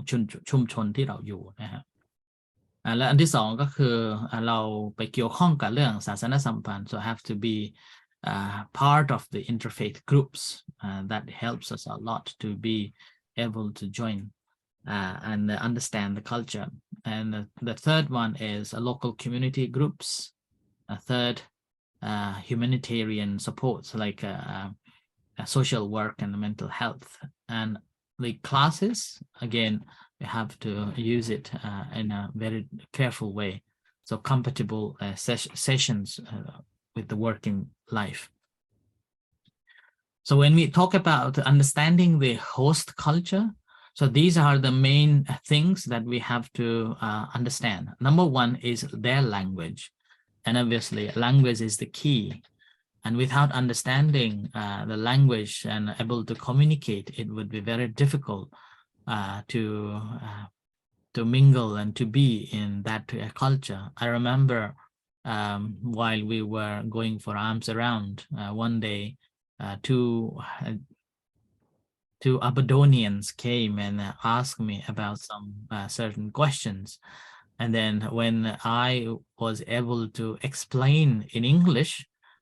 to them, and they felt like, their response was that they didn't realize that the monks can speak English. So like that. So the communication, English is very important. Even just the basic English conversation is very helpful to communicate with them, and that helps us to be in that community. And the second is a local culture. We have to learn what type of food they eat, what kind of clothes they have, and some basic traditions. And food, obviously, it's not just the fish and chips. There are so many other local dish that is famous for. Like here in Aberdeen, we have fish and chips, like a very famous, well-known first 5-star fish and chip shop here. And if you have never been to Aberdeen and then you have visited for the first time, we always encourage them to go and test this fish and chips. And another one is we call Aberdeen Angus, and this is a food made of a cow, black cow, that only here in Aberdeenshire. So this food is also we introduce, although I do not eat, but I have tested many years ago, and it's really, really delicious and very juicy. And in terms of their clothes, they use a tartan or kilt, and I will tell you about this kilt and tartan later on here in Aberdeen or in Scotland. And the traditions, they have different traditions that we have to be able to understand, and with that we can share. And obviously local religion, majority is Christianity, and within that Christianity, again, there are so many denominations, there are so many nikayas. มีศาสนาคริสต์แบบมีหลายนิกายมาก เราก็ต้องเข้าใจว่าแต่ละนิกายนี่ก็ไม่เข้ากันเหมือนกันนะไม่ใช่ไม่เข้ากันอย่างเดียวทะเลาะกันสงครามก็มีนะครับเพราะฉะนั้นเราก็ต้องเข้าใจว่าอันนี้คือนิกายไหนเวลาเราเข้าไปเราก็สามารถบอกได้ว่าอันนี้คือคริสเตียนนิกายไหนนะครับแคทอลิกเป็นยังไงออร์โธดอกซ์เป็นยังไงโปรเตสแตนต์เป็นยังไงแม้โปรเตสแตนต์เองก็มีหลายนิกายแต่ละนิกายมีลักษณะยังไงเราก็ต้องรู้ด้วย ในขณะเดียวกันก็คือศาสนาอื่นๆเช่นศาสนาอิสลามศาสนาฮินดูศาสนาซิกอย่างเงี้ยเราก็ต้องมีความรู้เอาไว้นะฮะlocal tourism so this is also very important. It also helps to develop our English language. It helps to develop English language in a sense that the place that we want to visit, we will be studying in English, so we will be reading about that, about the museum, about the galleries. When we visit the museums, again, not just visiting a museum and looking at the pictures and the items, try to read the labels. Read the labels, and that's how we can develop our vocabularies and understanding the local businesses, particularly bank and post office and shopping centers and transport, obviously. So this is the how we understand the host culture. And the second one, how to develop English language. So this is from my own practice. I am telling you all. The number one is a personal interaction. So regular conversation, having a regular conversation with other people in English language. Doesn't matter whether you are saying a right or a wrong, correct English or incorrect English. Speaking in English, try to speak. And number two is target words and use them. So try to remember 1 or 2 words a day. And then try to use those 2 words in every single day. Let's say if you have chosen 2 words for today, always remembering and then using it in your conversation. And with that, not only getting the words that you are memorizing, but you will also understand the concept of it. And you will have a greater understanding how to twist and turns to express your understanding. We think that that's the couple of words that you have you have been trying to remember. And if possible, trying to speak with the native speakers. And speaking with the native speakers, do not worry that you are saying wrong. Normally, when you are talking to the native speakers, they will not laugh at you. They will correct your language. Like a Patricia, whenever I am talking to her,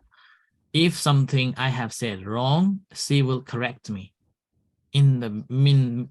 between of a conversation like that. So with that, each and every moment when we are talking to a native speaker and they have corrected the words or the sentence, then somehow psychologically we take it on. Okay? We take it in and then remember that. And next time, whenever we are saying that, try to say it correctly in that way. And then obviously, as Patricia also mentioned, language exchange. And so the language exchange is also another form of developing your English language. If you are teaching Thai to somebody who is learning Thai, obviously you have to teach in English as a medium. So with that, you will be able to develop your vocabularies and improving your language. And this, I did it a lot. And the second one is a social media. Now here we use a lot of, I believe that everybody is using Facebook a lot, or even in Line a lot. And normally, if you notice, you've been using very short messages or incorrect vocabularies or incorrect sentences. My encouragement is write proper sentence. And this is what I did. Okay, this is what I did. So like 10-15 years ago, my English wasn't like this. And I use this technique. Whenever I'm writing texts or texting to somebody, I try my best to write correct English sentences. Okay? Correct English sentences. And even posting on Facebook, even now, I always try to make it correct sentences. Never wrote or try not to write the short sentences or short form of wordings. And with that, what happens is that we are developing our skill to improve. We are developing our skill to improve the construction of a sentence. Even sometimes when you are translating from Thai to English, try not to write it just like wordings. Try to think in a sentence and writing a proper sentence. And that is really, really effective because we are using a lot. Using the social media, we are using a lot. And even suppose you are posting, you're going back from Mahachula to a temple or a home. At that time again, you can post on your Facebook, I am going back to temple from Mahachula, like that. And that again, the complete sentence will be there and helping you. So with that, what happens that sentence by sentence, event by event, you are collecting more information and you're collecting more wordings, and the English language become more constructive. Okay? So that is what I did in my time of studying. And further on, during that time when I was studying English, I avoided writing in Thai completely, writing in Nepalese completely for 2 years. And I try not to read in Thai and in English, in Nepalese for 2 years. I try my best not to read or not to speak and not to write. So I try my best to read and write and speak in English all the time. So try my best to be with me in all activities in English language. So that was the another way I practice. And the third one, again, it is very important. This is listening is one of the key. Listening is very important to develop our vocabularies and also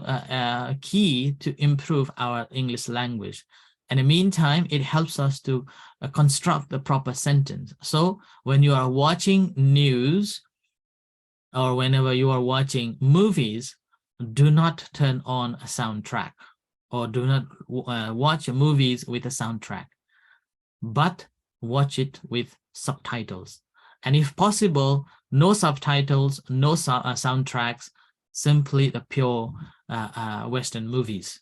And that also help you to improve your English language. For me,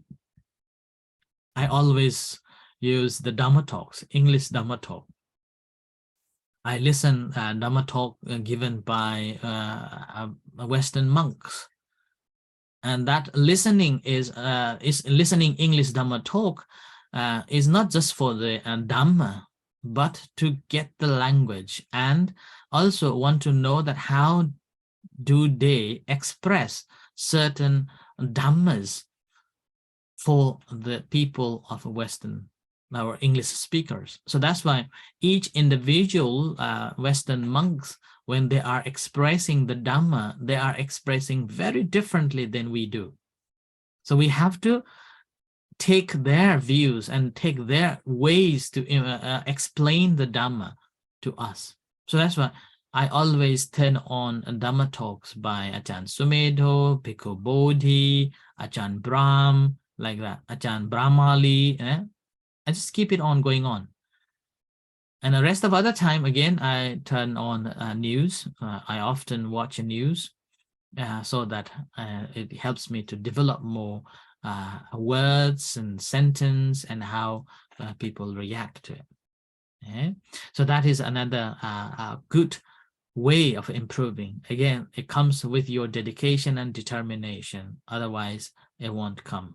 Okay? Again, listening BBC News and CNN News, and again, it depends on which type of, which way of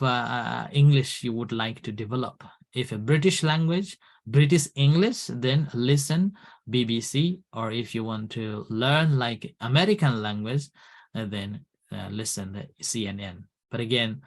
it doesn't matter. Living in Asia, so you can use either of it and practice listening. The last one, again, it's very helpful to improve our vocabulary and improve our reading skills, is a book challenge. Here in the West, in UK, every libraries have got a book challenge. So the book is not that big, probably around 100 pages, but very tiny, not like 100 pages like a big book. You can read it within 2 days. Very short stories. And then you are given, suppose if you have read 6 books, then you will get 1 star, like that. So that star is not for anybody to show, it is not to show anybody, but it is a confirmation that I have read 6 books, like that. So you can borrow that books, the short stories, sometimes children's stories, reading that, and then finishing it, and then summarize it. At the end, you are summarizing that book, maybe a couple of sentences. And this, you can do it by yourself, or you can do it with other people, other members. And this will again help you to improve your words, improve your skills of reading, and also able to summarize the story. And I did it when about 10 years ago. I did it for quite some time. Every week, I go to local library and borrow 1 or 2 books from local library and spend reading that stories and summarizing it. And eventually, I remember after I finished, I think it was about 17 or 18 book, then I was given 1 certificate as well as a reader. So like that. So you can have your own group, or you can set your own goals and reading the books, starting from a children's book and then an easy books. So with that, it will be very helpful to develop your language skills. Okay. So these are the 5 methods that I have used, and this is how I have developed my English language. So now this is the first one, and then the second. Do you have anything? Anybody wants to ask anything on this learning English language, or any tips? Further tips you want? You can ask, or anything. Okay. And online again, there are quite a number of websites that you can go and learn. Suppose if you are preparing for the IELTS, you can go to the IELTSlist.com, or one of the very best best website that give you all the information about IELTS. Okay, I move on to the next topic. That's join a local interfaith group. And this is again, this helps to improve understanding their culture and how they speak and how they convey their message when you are with this group, or any group. Particularly, I chose this group because I am a Buddhist monk, so I have to know the other faiths and other religion, and how do they teach, how do they believe, and how do they practice. So with that engagement, I began to get so many different words and ways of conveying messages. Each religion teaches differently, and each religion talking sometimes same, but in a very different way. So you will have more opportunity to engage with the local people, and as well as improving your skills. Although sometimes you may not be talking any, you are there, but you are listening attentively. You may get to know 1 or 2 words. It's okay, but over the period of a time, then you will be able to understand what they are talking about. My own experience from my engagement with the interfaith, local interfaith for 10 years, it took me about 6 to 7 years. Then I developed my confidence to share, confidence to talk with the older members. Before, I was listening there and just contributing 1 or 2 sections, or 1 or 2 wordings or sentences, yes and no, like that. But after 6 or 7 years later, I was able to convey my thoughts, my understanding, and what I think and what I believe. So like that. So it helps you to have a good communication with them. Right? And this is the first time I was invited to be a part of interfaith group service to the local city council. And in there, again, I said that it is not a Buddhist's way to convert anybody, but it's a converting from misery to the happiness. And that I expressed to the audience at that time. This is how I began my journey to be part of the local community. And this is what I was talking initially, Interfaith Mindful Day. And so this year's topic is anxiety, and this is how they learn. This is how they come to the temple. First, we do the walking meditation around, and then they will have a chance to learn to give a dana or offering to the monks in this way. So everybody will be lining up, and then they will offer a food. So they also learn the part of a culture, Buddhist culture. So every religion, religious representatives will have an opportunity to learn the Buddhist culture. And then in the meantime, we have this sharing, like in a round table conference. So it's all different faiths will come. And this again helps to improve our language a lot. Okay. And because of my engagement with this interfaith and the local community and helping, last year I was nominated and also taken my story for the exhibition in Scotland, which was last November in Edinburgh, and then went to Glasgow, and then last week it was in Aberdeen. So it's been in a way in Scotland. So I was also chosen as one of the faith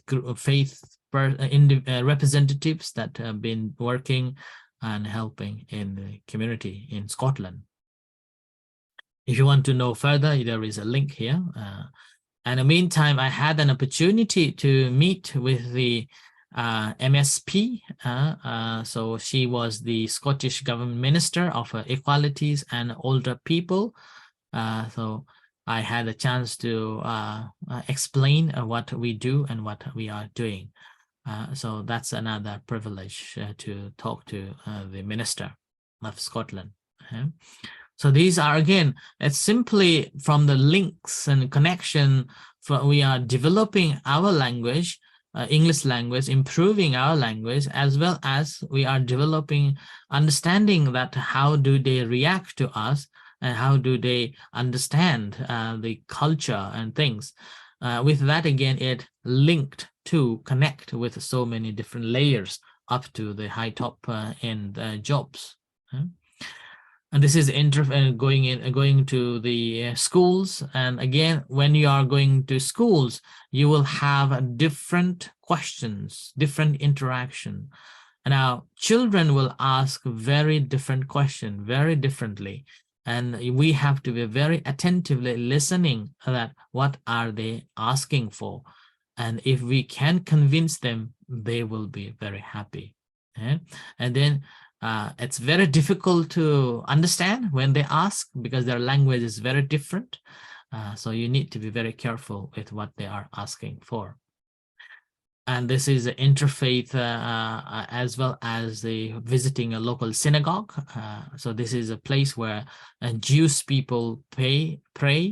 And that's how, again, we come to know having an opportunity to learn from the Judaism about their faith, about their language, and about their translation into English and how it is supporting us. And here again, working with the local communities, and NHS is National Health Service and Aberdeen Recovery, Aberdeen Infirmary. So ข้อที่3นะครับโดยปกติเราจะใช้คำว่าห้องโรงพยาบาลใช่ไหมครับในสกอตแลนด์จะส่วนใหญ่จะใช้คำว่า Aberdeen Royal Infirmary นะครับคำว่า Infirmary ก็คือโรงพยาบาลนะครับนะแล้วก็ห้องแล้วก็มหาลัย Aberdeen นะครับ so นี่ก็และ อันที่ตอนนี้ก็คือเป็นกิจกรรมที่เมื่อกี้นี้อธิบายมาแล้วนะครับ so this is a mindful Mondays that I've been doing for a long time now and successful in this and been on a news for quite a lot about the success of teaching mindfulness on the TVs, televisions and on the newspapers and like that. And this is again Mindfulness Mondays now on Zoom and this engaging with the local communities. Okay. And in terms of a social work, I go to feed homeless people with the Catholic Church, cooking and helping, preparing, feeding homeless people. And these will again help us to develop different ways of learning a language. Yeah. Again, now on novice ordination, there's a local Western novices came to ordain as a novice here at the center. And this is a Sri Lankan gentleman become a monk, and a Thai become a monk here. And this is a school and that I was talking at the center, and other works. I teach this meditation online in different places, in Switzerland, in America, and here in Aberdeen. So now English and a Buddhist language here, I would like to talk a little bit, not a lot, but just basic terms here. Here, I would like to quote from the Wittgenstein that we think within the confine of our language. So we have to break. Okay? Normally, we are thinking from our language, and language both confines our thinking and allows it. Therefore, in order to appreciate another culture, it might be that we need to learn a new language, which allows a new connection and possibilities of the thought. So, if you want to propagate Dhamma, we have to learn English language if you are in England or in the UK or in America or in Australia. But if you are in Germany, then you have to learn German or Dutch. And however, the best choice to learn Buddha's teachings, which is in Pali, and a possible translation to that culture at that time. And the Pali language, and we have to translate in accordance with that culture. Right? With that culture. And that culture, if we know how they think and what is their perception, then we can translate our language, Pali, into their language. Because a language, the English language is a live language. Right? See here, now if I say to you to translate Sila, Samadhi, and Panya, normally our translation is morality, rules, and regulation for the Sila. And the Samadhi is again for the meditation. Panya is a wisdom or a knowledge. That is our learning skills. But when we are speaking to general public, we cannot quote either Sila or a morality. When we talk about the morality, that's a really big issue. When we talk about the rules and regulation, it becomes very strict. And as a result, their mindset will stop there. And they cannot accept anymore. So we have to find different ways to convey it. ทีนี้ก็คืออยากจะเพิ่มเติมตรงนี้ก็คือว่าภาษาเนี่ยก็คือสำคัญแต่การแปลภาษาเนี่ยยิ่งสำคัญกว่านะครับเพราะว่าภาษาบาลีเนี่ยถ้าเราพูดคำว่าศีลเราเข้าใจแต่คนทั่วไปเขาไม่เข้าใจนะครับและเวลาเราแปลคำว่าศีลเป็น morality คำว่า morality เนี่ยเป็นคำใหญ่แล้วฟังปุ๊บมันจะทำให้ความเชื่อและศาสนามันจะเข้ามาเกี่ยวข้องหรือถ้าพูดถึงเรื่อง rules and regulation เนี่ยก็จะกลายเป็นว่าถูกบังคับมันก็เลยเป็นเหตุทำให้เราไม่สามารถที่จะเผยแพร่ได้นะครับก็เลยต้องใช้คำพิเศษคำอื่น ที่มันเกี่ยวข้องกันที่เขาใช้กันในศาสนาอื่นๆด้วยในสังคมอื่นๆด้วยถ้าหากว่าเราเอาคำเหล่านี้มาใช้ทำให้คนทั่วไปเนี่ยก็จะรู้สึกเป็นกันเองได้เช่นคำว่าศีลโดยปกติเวลาอาตมาบรรยายนะก็จะไม่แปลโดยตรงว่าเป็น morality หรือไม่ได้แปลโดยตรงว่าเป็น rules and regulation แต่จะแปลว่า structure นะฮะ structure ถ้าไม่มี structure ก็คือเราก็เหมือนสัตว์ป่าที่ไม่มีรูปไม่มีโครงสร้างของเราเพราะฉะนั้นเราต้องมี structure เมื่อมี structure แล้วเราก็สามารถที่จะดำเนินชีวิตต่อไปได้แล้วการที่จะสร้าง structure ก็ต้องมีกฎเกณฑ์อย่างนี้นะฮะก็เลยเราก็ให้กฎเกณฑ์ว่าอย่างน้อยศีล 5อย่างนี้ฮะมันเป็นวิธีการที่จะ convey ความรู้เรื่องของศาสนาให้เขาเป็นนี้เรื่องสมาธิก็เหมือนกันถ้าเราบอกว่า meditation มันเป็นคำที่ for นะครับใครๆก็รู้ว่าคือ meditation คือยังไงทีนี้แทนที่เราจะแปลคำว่าสมาธิเป็น meditation โดยตรงที่จริงแล้วก็คือสมาธิเองเนี่ยไม่ใช่ meditation โดยตรงเราก็แปลคำว่า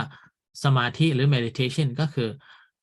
เราจะพยายามให้จิตของเราอยู่ในกรอบก็คือ structure เนี่ยเวลาให้มันอยู่ในกรอบหรือ structure เนี่ยจิตมันก็จะเข้าที่ได้เหมือนกันเมื่อจิตเข้าที่แล้วปัญญามันก็ค่อยๆโผล่ออกมาและปัญญาที่นี่ก็คือเราไม่ได้ใช้คำว่า wisdom หรือ knowledge ซึ่งเป็นคำใหญ่มากเราก็ใช้ understanding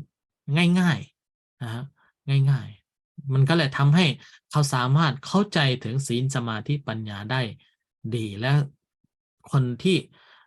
เขามาเนี่ยเขาไม่จำเป็นต้องนึกถึงศาสนาด้วยและเขาไม่จำเป็นต้องคิดว่าต้องเปลี่ยนศาสนาหรือเปล่าอย่างนี้นะครับอันนี้ก็คือเป็นคำในการบรรยายแต่เวลาเขียนเราก็แปลอย่างนี้เหมือนกันแต่เวลาบรรยายก็จะคนละแบบกันนะครับ structure อะไรอย่างนี้นะครับ mental สมาธิก็คือ mental concentration อะไรอย่างนี้นะครับได้นะส่วน skills and tools to develop you have to assess yourself you have to assess other people and then learn to approach anyone do not shy to talk speak and then if anything there is that you feel uncomfortable or have a doubt ask about it and asking is one thing that always helpful for us after we have asked if they are happy to reply we get a reply if they are not happy we will not get anything in reply so that's all okay? And when we are listening again try to listen attentively and communicate with non-judgmentally do not judge and speaking from your heart and giving a support and information to whatever you are saying right? and encouraging to get some help and providing some supports so these are basic skills after we have learned then we will be able to share with them okay? Some word of wisdom now you may have known the chaplaincy monk and chanting do you know what does it mean now we are using a lot คำว่า chaplaincy คำว่า monk คำว่า chanting นะอันนี้คือตัวอย่างเฉยๆนะครับคำว่า chaplaincy monk และ chanting เนี่ยเราใช้มามากในการ chaplaincy ก็คือหน้าที่ของพระสงฆ์ monk ก็คือพระ chanting ก็คือสวดมนต์แท้จริงแล้วเวลาเราเข้าไปเรียนรู้เรื่องคำศัพท์เหล่านี้เราจะเข้าใจว่า chaplaincy ก็คือหมายถึงว่าหน้าที่ของบาทหลวงที่จะรักษาศาสนิกของท่านให้อยู่เป็นคริสต์ตลอดเวลานะครับเนี่ยแล้วเราก็มาadaptมาใช้เป็น Buddhist chaplaincy แต่เวลาแปลเนี่ยมันบางทีมันคัดกับตัวเรานะเพราะว่าหน้าที่เราไม่ใช่จะไปรักษาความเชื่อของเขาให้มันเป็นศาสนาคริสต์ตลอดแม้กระทั่งคำว่า monk นี่ก็เหมือนกันนะคำว่า monk นี่ก็คือมาจากของศาสนาคริสต์ นะว่าเป็นบาทหลวงในทางศาสนาคริสต์ที่จะสวดมนต์หรือไปใช้ชีวิตเพื่อ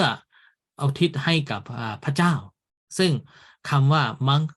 มันไม่เกี่ยวข้องกับพุทธศาสนาเลยคำว่าพุทธก็คือบุดพิคุสเนี่ย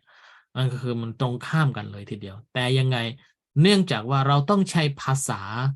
เป็นการสื่อให้กับคนอื่นคนที่เขามีศาสนาคือคนที่เขาไม่พูดภาษาแบบเราเนี่ยเราก็ต้องมาอดับมาใช้นะครับอดับมาใช้เพราะฉะนั้นเนี่ยภาษาอังกฤษทั้งหมดนี่นะครับมันจะแสดงให้เห็นถึงศาสนาคริสต์ตลอดเวลาศาสนาคริสต์ตลอดเวลามันจะพูดถึงศาสนาคริสต์ตลอดเวลาเพราะฉะนั้นเนี่ยเวลาที่เราบรรยายหรือเวลาที่เราอธิบายเรื่องธรรมะเนี่ยเราต้องมีความเชี่ยวชาญชำนาญในการใช้ภาษาให้ได้นะครับมันก็จะช่วยเราในการเผยแพร่ได้นะครับso this is again another way of learning not just scriptural but also able to understand the concept and their attitude and the in-depth of all the wordings อันนี้ก็คือเป็นโครงสร้าง just a basic idea how to teach meditation that I have been practicing and leading so the first is to be attentive closely and precisely and so to be aware of the object ที่นี่หมายถึงอารมณ์กรรมฐานนะครับซึ่งเราจะใช้มากที่สุดเลยคือ object คำว่าอารมณ์กรรมฐานbe mindful of it mindful ทีนี้ก็คือให้มีสติใช่ไหมฮะ watch it ก็คือดูเฝ้าดูtake note of it กำหนดเอาใช่ไหมฮะ observe it มองดูนะฮะหรือสังเกตการคือเฝ้าดูเฉยๆ try to see it clearly มองให้เห็นชัดดูให้รู้ชัดนะฮะแล้วก็รู้ให้ชัดอย่างเงี้ยนะอันนี้ก็คือเป็นเบสิกที่ใช้ในการบรรยายเวลาสอนสมาธินะครับส่วนสตินี่ก็ซึ่งเราก็น่าจะรู้กันอยู่แล้วแล้วก็ศึกษากันมากอยู่แล้วนะครับเพราะฉะนั้น I don't think I need to read it out but what I would like to say that the second one this is my interpretation of sati which means being mindful about what is going on when it is taking place without any commentaries while it is happening to be here and now to be with the present moment not non-judgmental observation so that's my translation for the sati and a sati and a mindfulness so this is again a basic understanding of a sati is a being mindful of three actions a body verbal and mind so we have to be very careful on that too how to use this one sentence being mindful of the three actions so we can use this body verbal and a mind in a very different ways to explain a physical body what we do a verbal speech what we say and then a mind what we think and the characteristics is remembering the past present and the future and this is very hardly people will speak normally when we talk about the mindfulness we'll be talking only the presentness not about the awareness of the past or nor the awareness of the future so that's why again mindfulness or sati we can divide into two that's a general mindfulness and mindfulness of the four foundation which I think you're all aware of that which no need to further explanation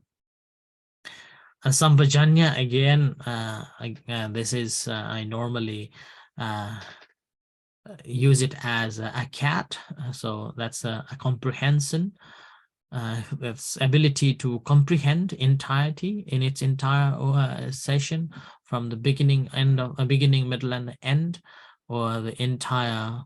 object that is there whatever is happening without missing anything an ability to be mindful having a 5 faculties again faith effort mindfulness concentration and wisdom and faith here again we have to have a clear understanding what is faith so we have to remember faith and a religion are two different things. Religion is something, faith is another. Someone who has got the faith, they may not have a religion. But someone who has a religion, they have a faith like that. So when we are talking about the faith and the religion, again, we have to be very careful too. Okay? And awareness, so that's basically no confusion or no doubt, having a clear consciousness, and obviously temperament is your habit patterns. And this is a satipatthana, meaning of a satipatthana. We know I can divide into satipatthana and satipatthana. Again, sati is a presence of a mind, or attentiveness to the present, awareness and awakeness, wakefulness, heedlessness. So these, again, we can use it in a different ways, but each word that we are using will be different in different contexts. Suppose attentiveness to the present will be different. You are attentive there, and awareness is a different again. Wakefulness is a different. So you have to be mindful how you are using these words to express the word sati. Patthana is a close, firm, or steady establishment. Now this patthana, again, nowadays, I use it as a platform, not as a close or form or steady establishment. I use it as a platform, that a place that you are standing on. Standing on as a platform. คือฐานที่ตั้งนั่นก็คือเหมือนแพลตฟอร์มที่เรายืนแล้วเราก็ค่อยดูมันนะฮะแล้วทีนี้เมื่อมีฐานที่ตั้งแล้วเราก็สามารถที่จะพิจารณาเห็นอย่างอื่นได้นะก็เลยปัฏฐานะก็จะแปลเป็นคำว่าแพลตฟอร์มนะเพราะฉะนั้นก็สติปัฏฐานนี้ก็จะกลายเป็นปฏิบัติแบบเพื่อให้มีฐานที่ตั้งของสติหรือเป็นที่ตั้งของสติก็ได้นะครับเนี่ยก็สองอย่างสติอุปทานะก็คือเป็นที่เกิดสติเป็นแล้วก็อันที่สองก็คือเป็นที่ตั้งของสตินะครับก็คือ establishing or platform of mindfulness นะครับทีนี้ก็ what is สติปัฏฐานะ or เอกายโนนะฮะอันนี้ก็เป็นเรื่องที่เราต้องระวังมากที่สุดในการบรรยายนะครับเอกายโนโดยปกติเราจะบอกว่าเป็นหนทางเดียวนะหนทางเอกอย่างนี้นะครับซึ่งก็จะกลายเป็นบางทีทำให้เป็นที่สงสัยได้เราก็ต้องมีการอธิบายที่ชัดเจนนะครับถ้าไม่ได้อธิบายชัดเจนก็จะมีการโต้ตอบกันว่าทุกศาสนาก็สอนเหมือนกันว่าแต่ละศาสนาก็บอกว่าเป็นหนทางเดียวที่จะไปถึงนิพพานหรือไปถึงโมกขะนะเพราะฉะนั้นในทางพระพุทธศาสนาเราก็ต้องระมัดระวังในการอธิบายคำว่าเอกายโนก็เลยต้องมีการอธิบายอย่างนี้นะครับก็ single way นะฮะmust walk alone way to the one only way only to nibbana อย่างนี้นะครับSo this is how you can express to that. And this is again the three admonition of the Buddha, not to do evil, do good, and purify your mind. And here comes two types of a meditation. I'm just going a little fast here because I want to give you some more information about the Scotland so that you will have a more idea about Scotland. Since I believe that you all have good understanding about these meditation techniques and practices in English language. So that's why I'm not going into explaining this, what is it and what are the ways to practice. So vipassana is a vi and vipassana. Vi means clearly, distinct, distinguish, separate, spatial, and various. Vipassana is a seeing or experiencing. So distinctively seeing things clearly as they are is the vipassana meditation, or also known as insight meditation, insight, and also known as analytical meditation too. So vipassana practice we do by being aware of the body, feeling, mind, and qualities. It also can be practiced while we are sitting, walking, standing, and lying down. and in terms of the 3 admonitions to avoid bad deeds, again, this is how we translate. But when we are talking, rather than saying bad deeds, which is a very negative, we normally say that unskillful action or not beneficial actions. Unskillful actions, anything that is unskillful done by a body, try to avoid it like that. Okay? And cultivate goodness. So rather than saying cultivate good deeds, goodness, or also can be translated as cultivating skillful actions. And with that, it comfortably sets in with the people. And then the third one is purification of one's mind, and that is again how to purify, and that comes to meditation. Now, this is the second part. I would like to end here,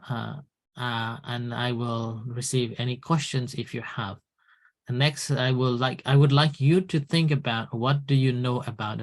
Scotland? Where is Scotland, and something like that.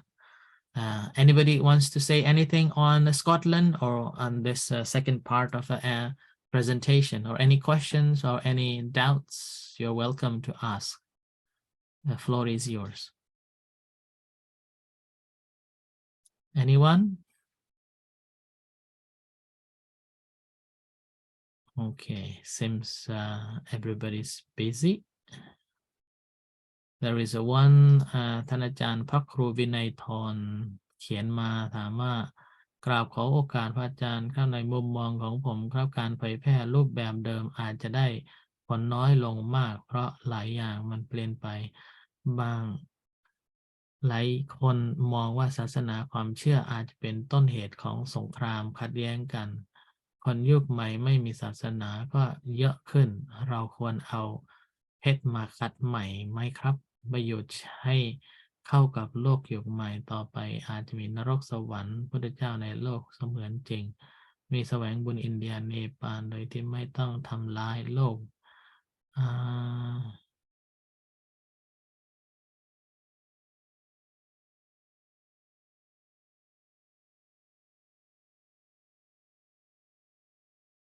ครับอันนี้ก็เป็นเหตุหนึ่งที่ผมจะเวลาบรรยายเนี่ยก็จะบอกเสมอว่าคำสอนของพระพุทธศาสนานี่นะครับเป็นศาสนาที่ไม่ให้มีคำว่าตัวอัตตานะครับคือไม่ให้มีคำว่าศาสนาไม่ให้มีคำว่าเชื้อชาติไม่ให้มีคำว่าสัญชาติไม่ให้มีคำว่าเรื่อง ethnicity nationality religion any background นั่นก็เป็นเหตุที่ทำให้ส่วนใหญ่เขาก็ยอมรับกันได้มีลูกศิษย์ท่านหนึ่งนับถือศาสนา paganism ซึ่งบางท่านอาจจะไม่รู้จักคำว่า paganism นะฮะ paganism นี้ก็เป็นศาสนาที่เขานับถือธรรมชาตินะครับก็มีในสกอตแลนด์พวกเขาก็ช่วงแรกๆเนี่ยเขาก็ไม่ค่อยชอบแต่นี้หลังจากมีวันหนึ่งเขามาฟังธรรมะการบรรยายของผมนะครับแล้วผมก็ได้อธิบายว่าตราบใดที่เรามีตัวเรากับเขาเราก็ไม่สามารถที่จะมีความสันติภาพได้แต่ส่วนคำสอนของพุทธศาสนาก็คือสอนให้ไม่มีตัวเราและไม่มีตัวเขามีแต่อนัตตาก็คือไม่ให้มี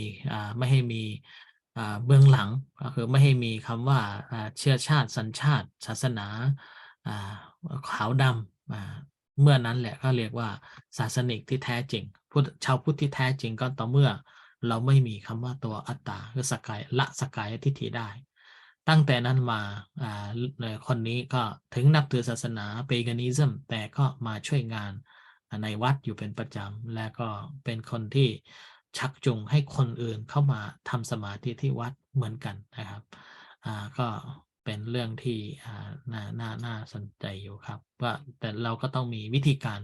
เพราะฉะนั้นการจะไปแพร่หรือการจะพูดคุยกับเขาเราก็ต้องเข้าใจพื้นฐานของเขาก่อนแล้วเราก็สามารถปรับเปลี่ยนได้นะครับครับอันนี้ก็เป็นแบบที่การบรรยายครั้งที่แบบที่2นะครับต่อไปผมจะได้อธิบายถึงเรื่องประเทศสกอตแลนด์ในนี้ก่อนจะไปถึงเรื่องประเทศสกอตแลนด์ใครมีอะไรคำถามไหมครับหรือใครจะมีอะไรที่แลกเปลี่ยนไหมครับ นิมนต์เชิญนะครับ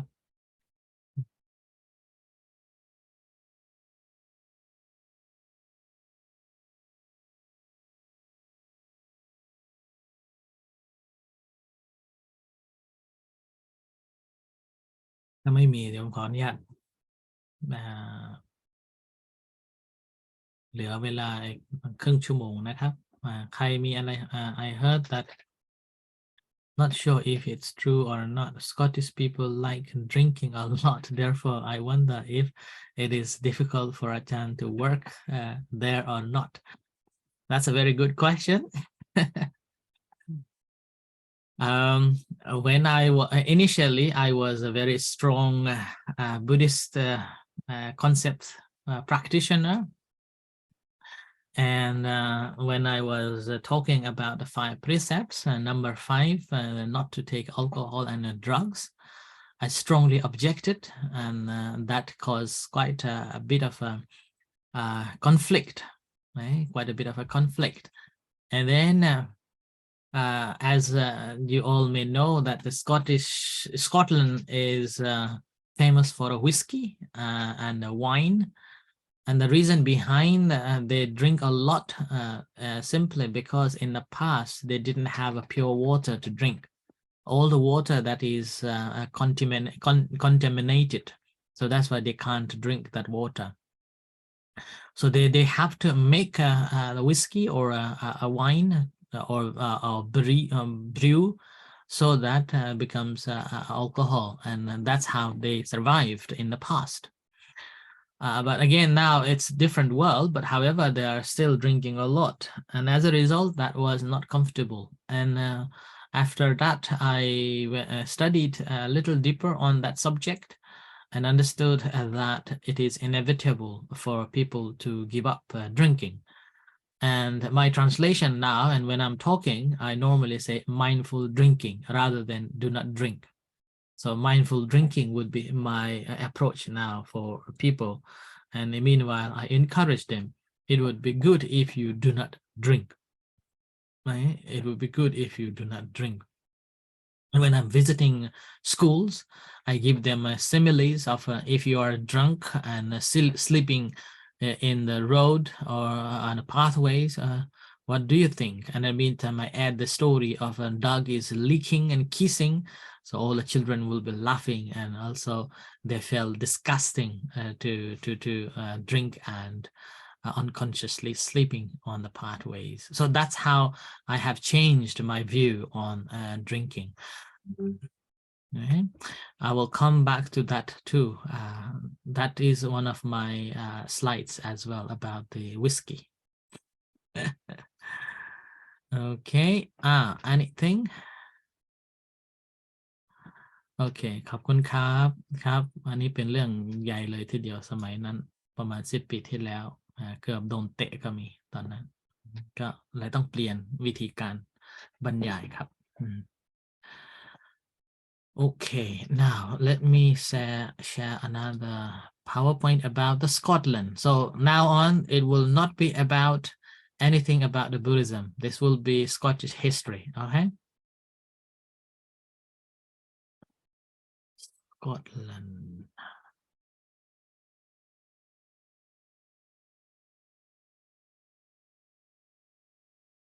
You're most welcome to ask in between. You can just unmute yourself and speak out. Sometimes I am not checking the message as I am in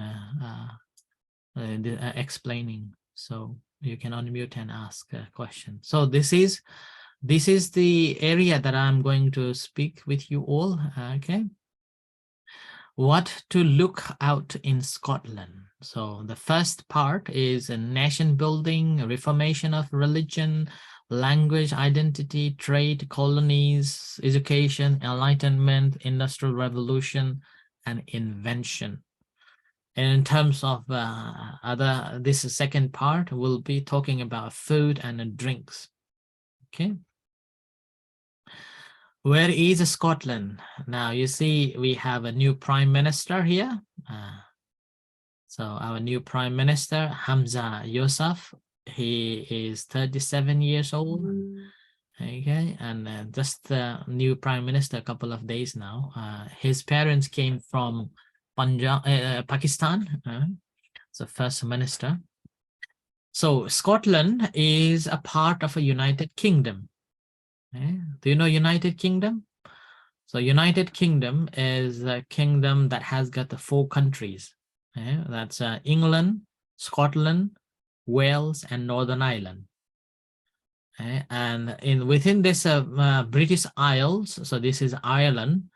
the northern part of Britain, British Isle, is called Scotland, and which has got about 800 small islands around it. Right? So 800 small islands around. And it also extends to the Shetland and Orkney Island. And beyond the Shetland, a lot of oil business going on. So Edinburgh's capital city is called Edinburgh. And Christianity, people believing in Christianity are 53.8%. And this again include Church of Scotland, which is called Presbyterian,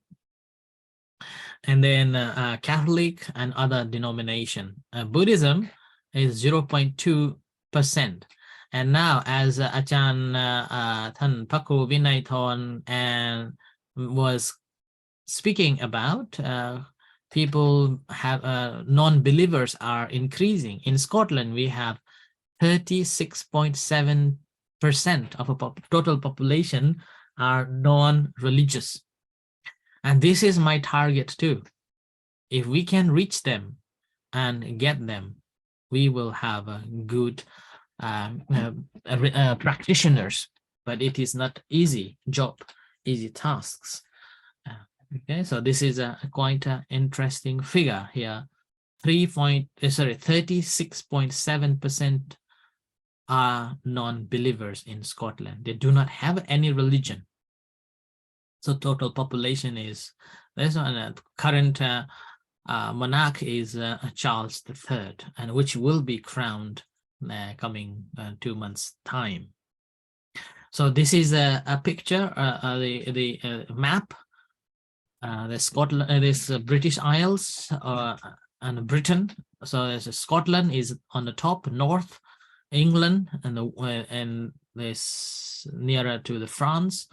and then Wales and Northern Ireland. The tiny bit is Northern Ireland, and below is called Republic of Ireland. So this is called the United Kingdom. Okay. Now Scotland in the past, there were three different types of people lived, called Picts, Celts, Britons, and Anglos. Now you have remember the word Britons came from Romans. Romans called people, those who are living in England and this Ireland, called Britons. Right? So that's why Britons and Anglos, and they're coming from the down south. So these 4 different types of clans lived in Scotland in the past. And then when the Romans came, during the Roman invasion in England, England was governed or kept in a colony of Romans. And then they wanted to conquer Scotland, but they couldn't. So in order to prevent them to come down, the Romans built this big wall, sea to sea, so that they cannot descend from highland to the lowlands. So the 2 different walls still there for the historical reason. And this is a Scotland and Orkneys, okay, and the language they speak, mainly English language, and that's again started from 9th century. And then after that, the early Scots have beginning to have their own language, and then the modern Scots and the Gaelic. So nowadays there are 3 different languages. One is English, Scots, and Gaelic.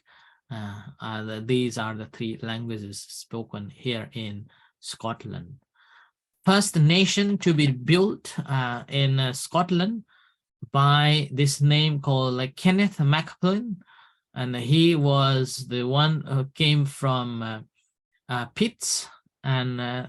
he started to set up as a country in the 9th century, 9th to 10th centuries, and that was the beginning of conflict between other clans or ethnics, because Lord Kenneth was in expansion of Scotland. At that time, Scotland is known as Alba, the Kingdom of Alba. So then there is a called a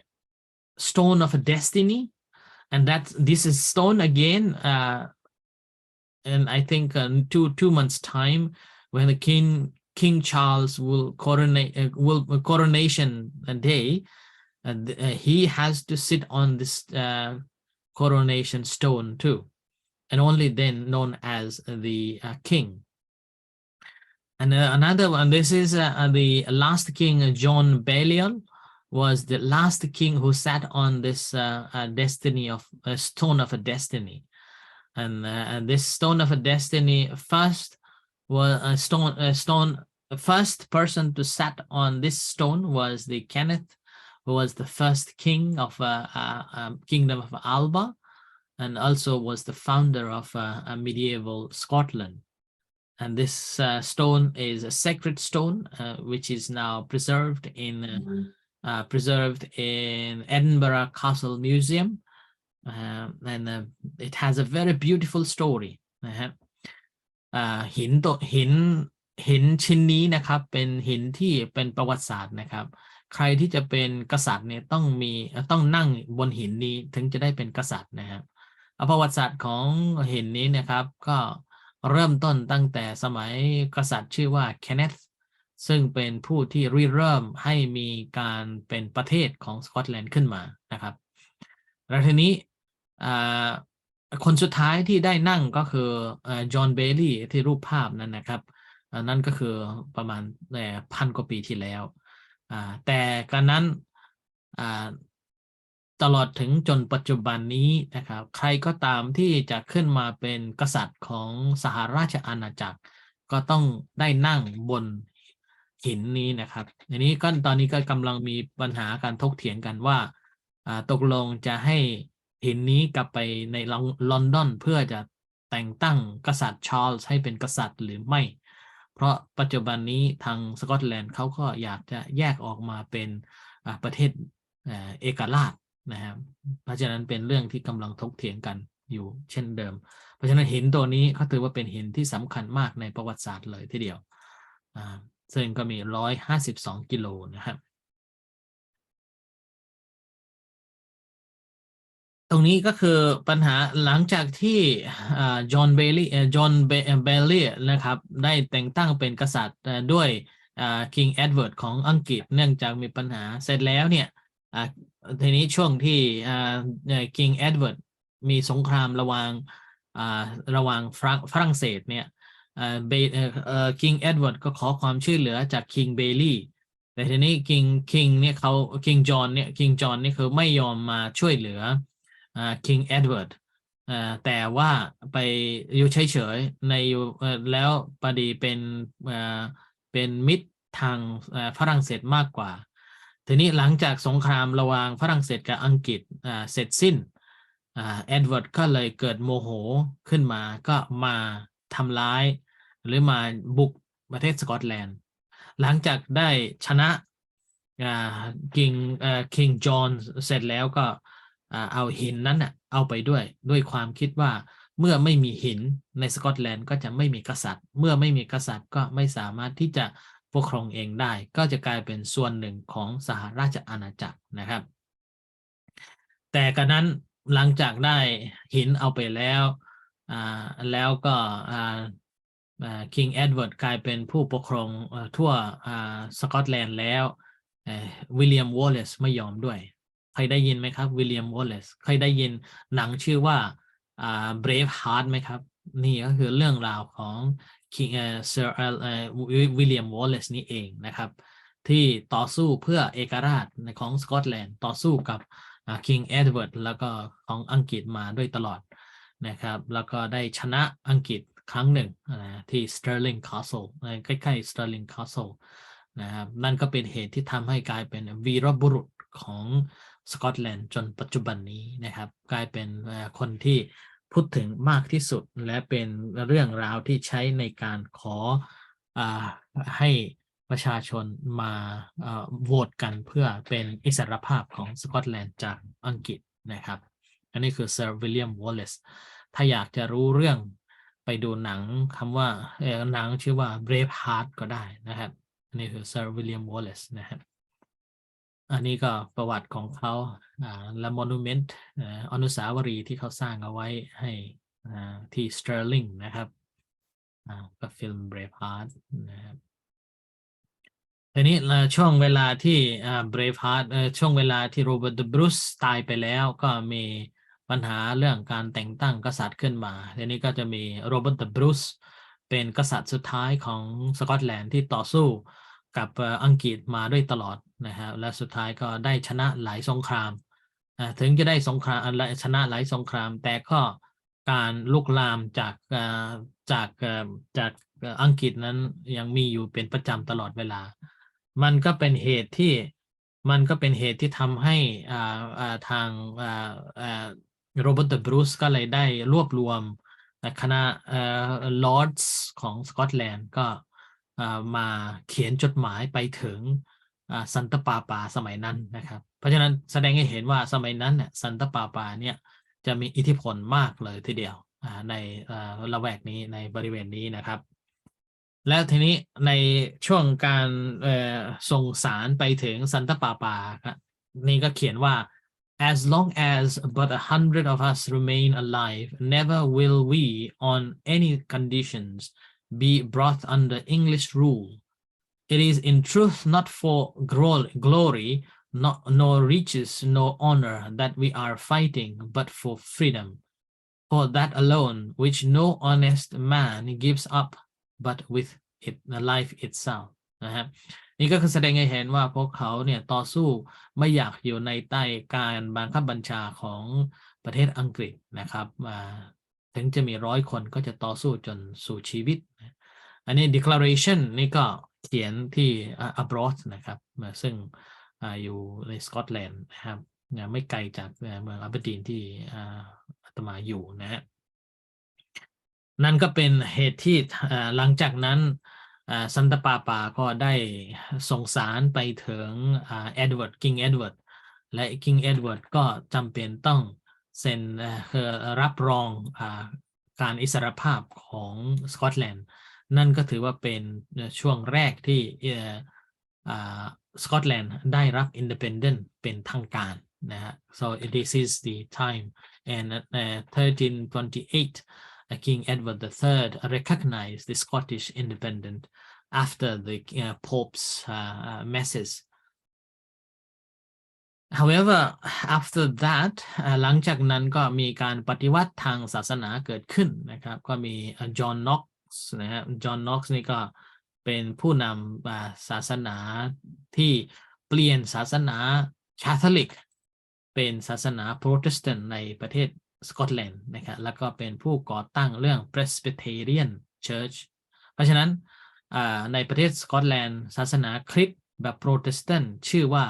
Presbyterian นะครับแล้วทีนี้ผู้ที่ก่อตั้งนั้นก็คือจอห์นน็อกซ์นะซึ่งที่จริงแล้วจอห์นน็อกซ์เนี่ยนะครับไม่ใช่เป็นคนริเริ่มความคิดการ Reformation หรือการปฏิวัติแต่เป็นคนที่รับช่วงจากอีกคนหนึ่งชื่อว่าจอร์จวิชาร์ดนะครับจอร์จวิชาร์ดเป็นบาทหลวงที่มีความคิดในการที่จะreform ศาสนาความเชื่อไม่ให้มีอำนาจอยู่กับพระมหากษัตริย์นะฮะแต่โดยบังเอิญก็โดนจับแล้วก็เผาเป็นตายเลยและสุดท้ายแล้วก็จอห์นน็อกซ์ก็เลยได้รับช่วงจนสุดท้ายก็ได้เปลี่ยนศาสนาเป็นศาสนาโปรเตสแตนต์แบบPresbyterian แต่ทุกวันนี้รู้จักกันแบบง่ายๆก็คือเรียกว่า Church of Scotland นะครับ แต่ในสกอตแลนด์นะครับ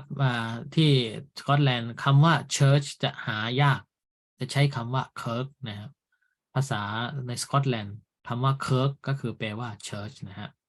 so this is a church และช่วงเวลานั้นก็มีปัญหาระหว่าง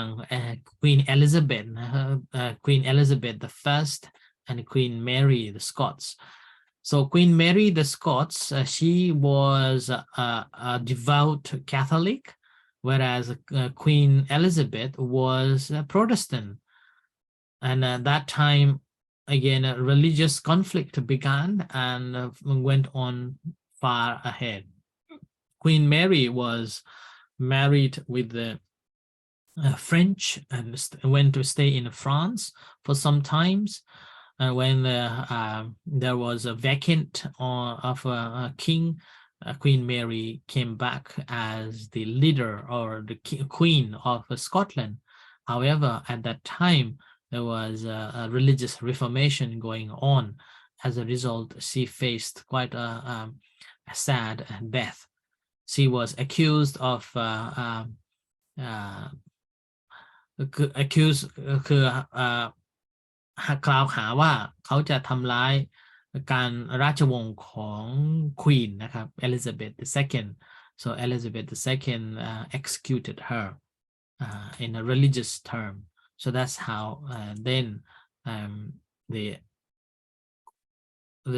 son of Queen Mary, James VI of Scotland, became the first James I of England and became the first king who governed both England and Scotland together. And that's how from there, England and Scotland become united. And this is the Stuart dynasty. And from there, again, developed more connection and combination between England and Scotland,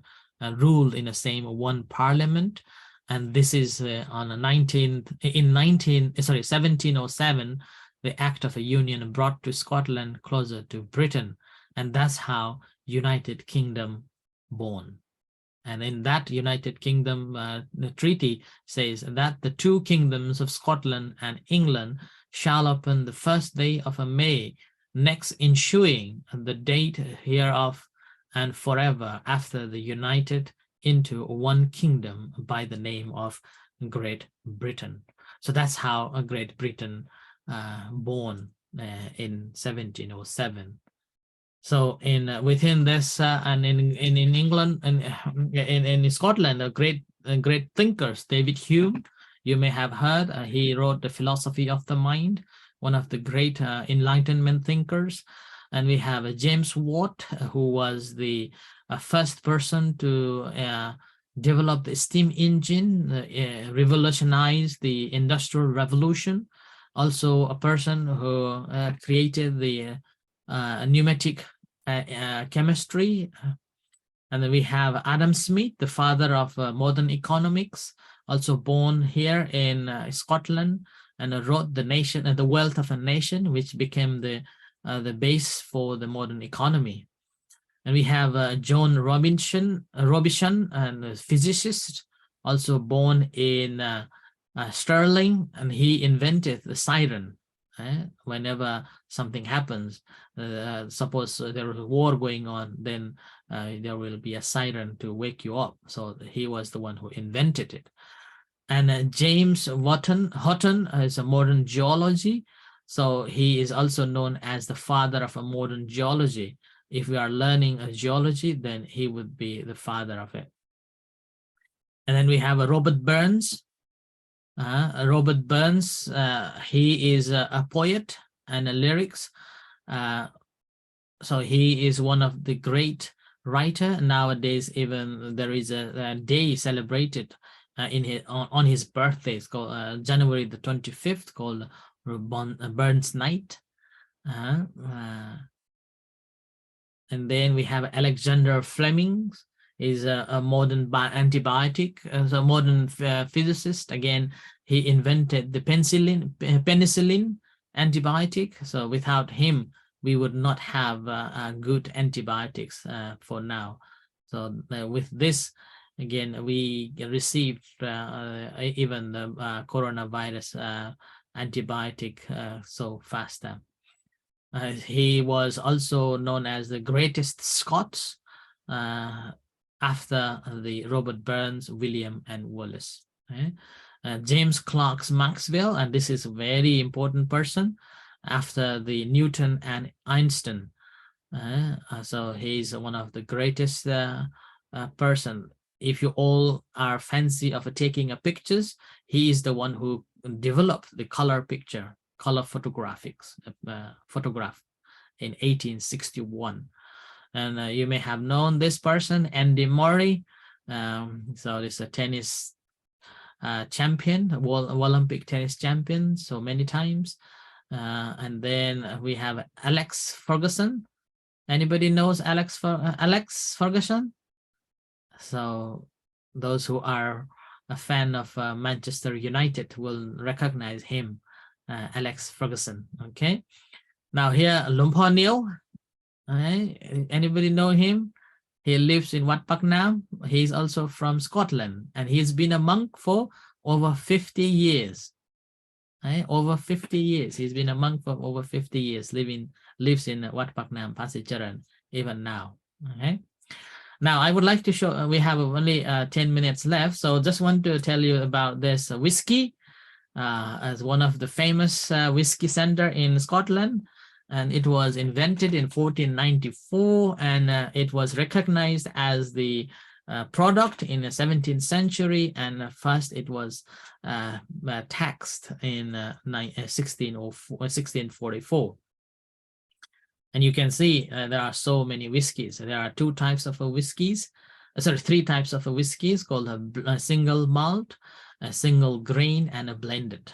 So each whiskeys are different, and particularly it's called Speyside whiskeys are famous all around the world. And whatever whiskey you call, majority are a product of Scotland. We have a haggis. You may have heard about it. This is one of the traditional haggis food made of sheep's pluck, heart or liver. I never tried it, so I don't know the taste of it. But nowadays, again, there are vegetarian haggis available since 1984. We have a shortbread, or called the shorties, and this is kind of a bread, but a bread made of sugar and butter, so it's very delicious too. It's also a souvenir from Scotland. And we have a bagpipes, and again, bagpipes are famous for whenever we think of a bagpipes, that's become the Scottish identity now, although it wasn't in the past, but now it is a Scottish identity. With a scarf or a tartan, again, it's very famous all around the world, the tartans, and this particular tartan is called a peace tartan. This tartan, each clan has got their own a tartan, so different types of tartans available in Scotland. And a golf, so again, the golf was also invented here in Scotland. This is a St. Andrews picture, and this is the place where all golfers would like to come and win the golf course here in St. Andrews. So this is the golf. And the Highland cow. You may have seen this Highland cow, and this is again only available in Highlands. You cannot have it in other place because of the specific way of building of this Highland cow. We have a Loch Ness monster, which is in Loch Ness, Inverness. Believe that it is a kind of a dragon type of a being living in the Loch Ness. Loch means lake, so in the lake, and there are events of saying that they have found the picture, the records of a sighting of this Nessie in different times of the time. And this is the last one, the Harry Potter train. If you are fancy and a fan of Harry Potter, then you may have seen the Harry Potter is flying and when join the train. So this is the Glenfinnan Viaduct. So this is in Fort William. And now since the Harry Potter, this area become touristic, and also there is a service for the tourists to get on this train to enjoy the Harry Potter movie. So this is the end of my presentation, and I thank you very much, everyone. I just went on so fast this last session, simply to give you some idea about the Scotland. Now, there are a couple of minutes left. I will leave you it for your any questions and sharings. Thank you. มีอะไรคำถามก็ถามได้นะครับ อันนี้ช่วงสุดท้ายพอดีเร็วๆหน่อยเพราะเวลามันน้อย ก็ท่านใดที่มีคำถามที่จะถามพระอาจารย์ท่านก็นิมนต์เรียนเชิญก่อนครับมีความสนใจที่อยากจะถามพระอาจารย์ท่านในเรื่องราวต่างๆที่พระอาจารย์มีได้บรรยายว่าจะเป็นเรื่องของการเผยแผ่พุทธศาสนาในสกอตแลนด์ประวัติศาสตร์ของประเทศสกอตแลนด์ครับ So if you have any questions regarding to today's talk about propagating Buddhism in Scotland, as well as the history of Scotland as Rajan lectured. Yes, please go ahead. แม่ชีชิราพรนะคะ Do you have any problem about how to propagate to people? What is your principle in for the beginner or for the one that you aim that have non-religious to become Buddhism or interest in our Buddhism? So in that case, I have been using 3 basic principles. Number 1 is accepting as they are, whatever they believe, whatever they have concerns. I accept their views and their beliefs, and then respecting whatever they are practicing, and then seeing the value of their presence. So with that, I have no problem with teaching or spreading the Dhamma. And I again never say that I am here to teach, and I never say that I am going to convert you, but if you have any problems, just let me know like that. And then the majority of the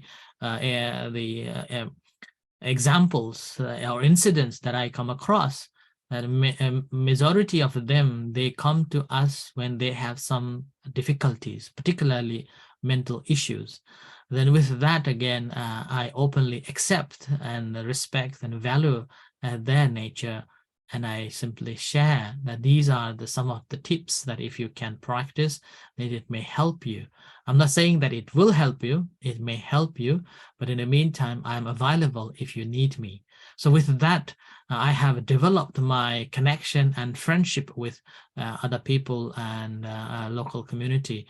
So with that, people feel more comfortable coming back again to learn and study and practice. That may not be practicing like converting to Buddhism, but they are practicing Buddhism. Thank you. Okay. Any more questions? Okay. So if there are no more questions, as we have reached to the very end of today's special lecture by Venerable Prajan Suchan Supano from Varapunya Meditation Center, Scotland, on behalf of the administrators, lecturers, and the staff of Language Institute, Chulalongkorn Ratchavidyalaya University, and all the participants who gathered up here to listen to your talk today. I sincerely thanks to Most Venerable for being here and providing such interesting knowledge about propagating Buddhism in Scotland, and also some of the history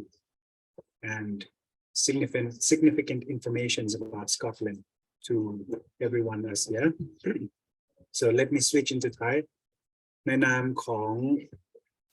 คณะผู้บริหารคณาจารย์เจ้าหน้าที่แล้วก็ผู้เข้าอบรมในหลักสูตร Upskill English สำหรับคณาจารย์และก็เจ้าหน้าที่ด้านพระพุทธศาสนาของมจร.ก็ขอบพระคุณพระอาจารย์สุชโนนะครับ ซึ่งพระอาจารย์ท่านก็เป็นพระสงฆ์ชาวเนปาลที่เคยได้ศึกษาเล่าเรียนที่เมืองไทยแล้วก็ได้จำพรรษาอยู่ที่วัดปากน้ำอีกทั้งได้ศึกษาเล่าเรียนที่มหาวิทยาลัยมหาจุฬาลงกรณราชวิทยาลัยของเรานะครับที่พระอาจารย์มีเมตตาได้มาบรรยายให้กับ พวกเราท่านทั้งหลายในเรื่องของการเผยแผ่พุทธศาสนาไม่ว่าจะเป็นปัญหาอุปสรรคและก็การความท้าทายในการเผยแผ่พุทธศาสนาในประเทศสกอตแลนด์อีกทั้งได้เล่าเรื่องราวประวัติศาสตร์ข้อมูลสำคัญของประเทศสกอตแลนด์นั่นเองนะครับก็ถ้าท่านใดตามไม่ทันก็มีวิดีโอบันทึกย้อนหลังให้ดูในเพจของสถาบันภาษาและก็ของ MCU TV นั่นเองนะครับก็วันนี้ก็ขอกราบขอบพระคุณพระอาจารย์อย่างยิ่งที่เมตตามาบรรยายให้กับผู้พ่อบุญทุกท่านนะครับก็หวังว่าทุกท่านได้รับประโยชน์อย่างมากจากการฟังบรรยายในครั้งนี้นะครับอีกทั้งก็ขอกราบขอบพระคุณแล้วก็ขอบคุณคณะผู้บริหารคณาจารย์ที่เข้ามาฟังในโครงการ Upskill โดยตลอดทั้ง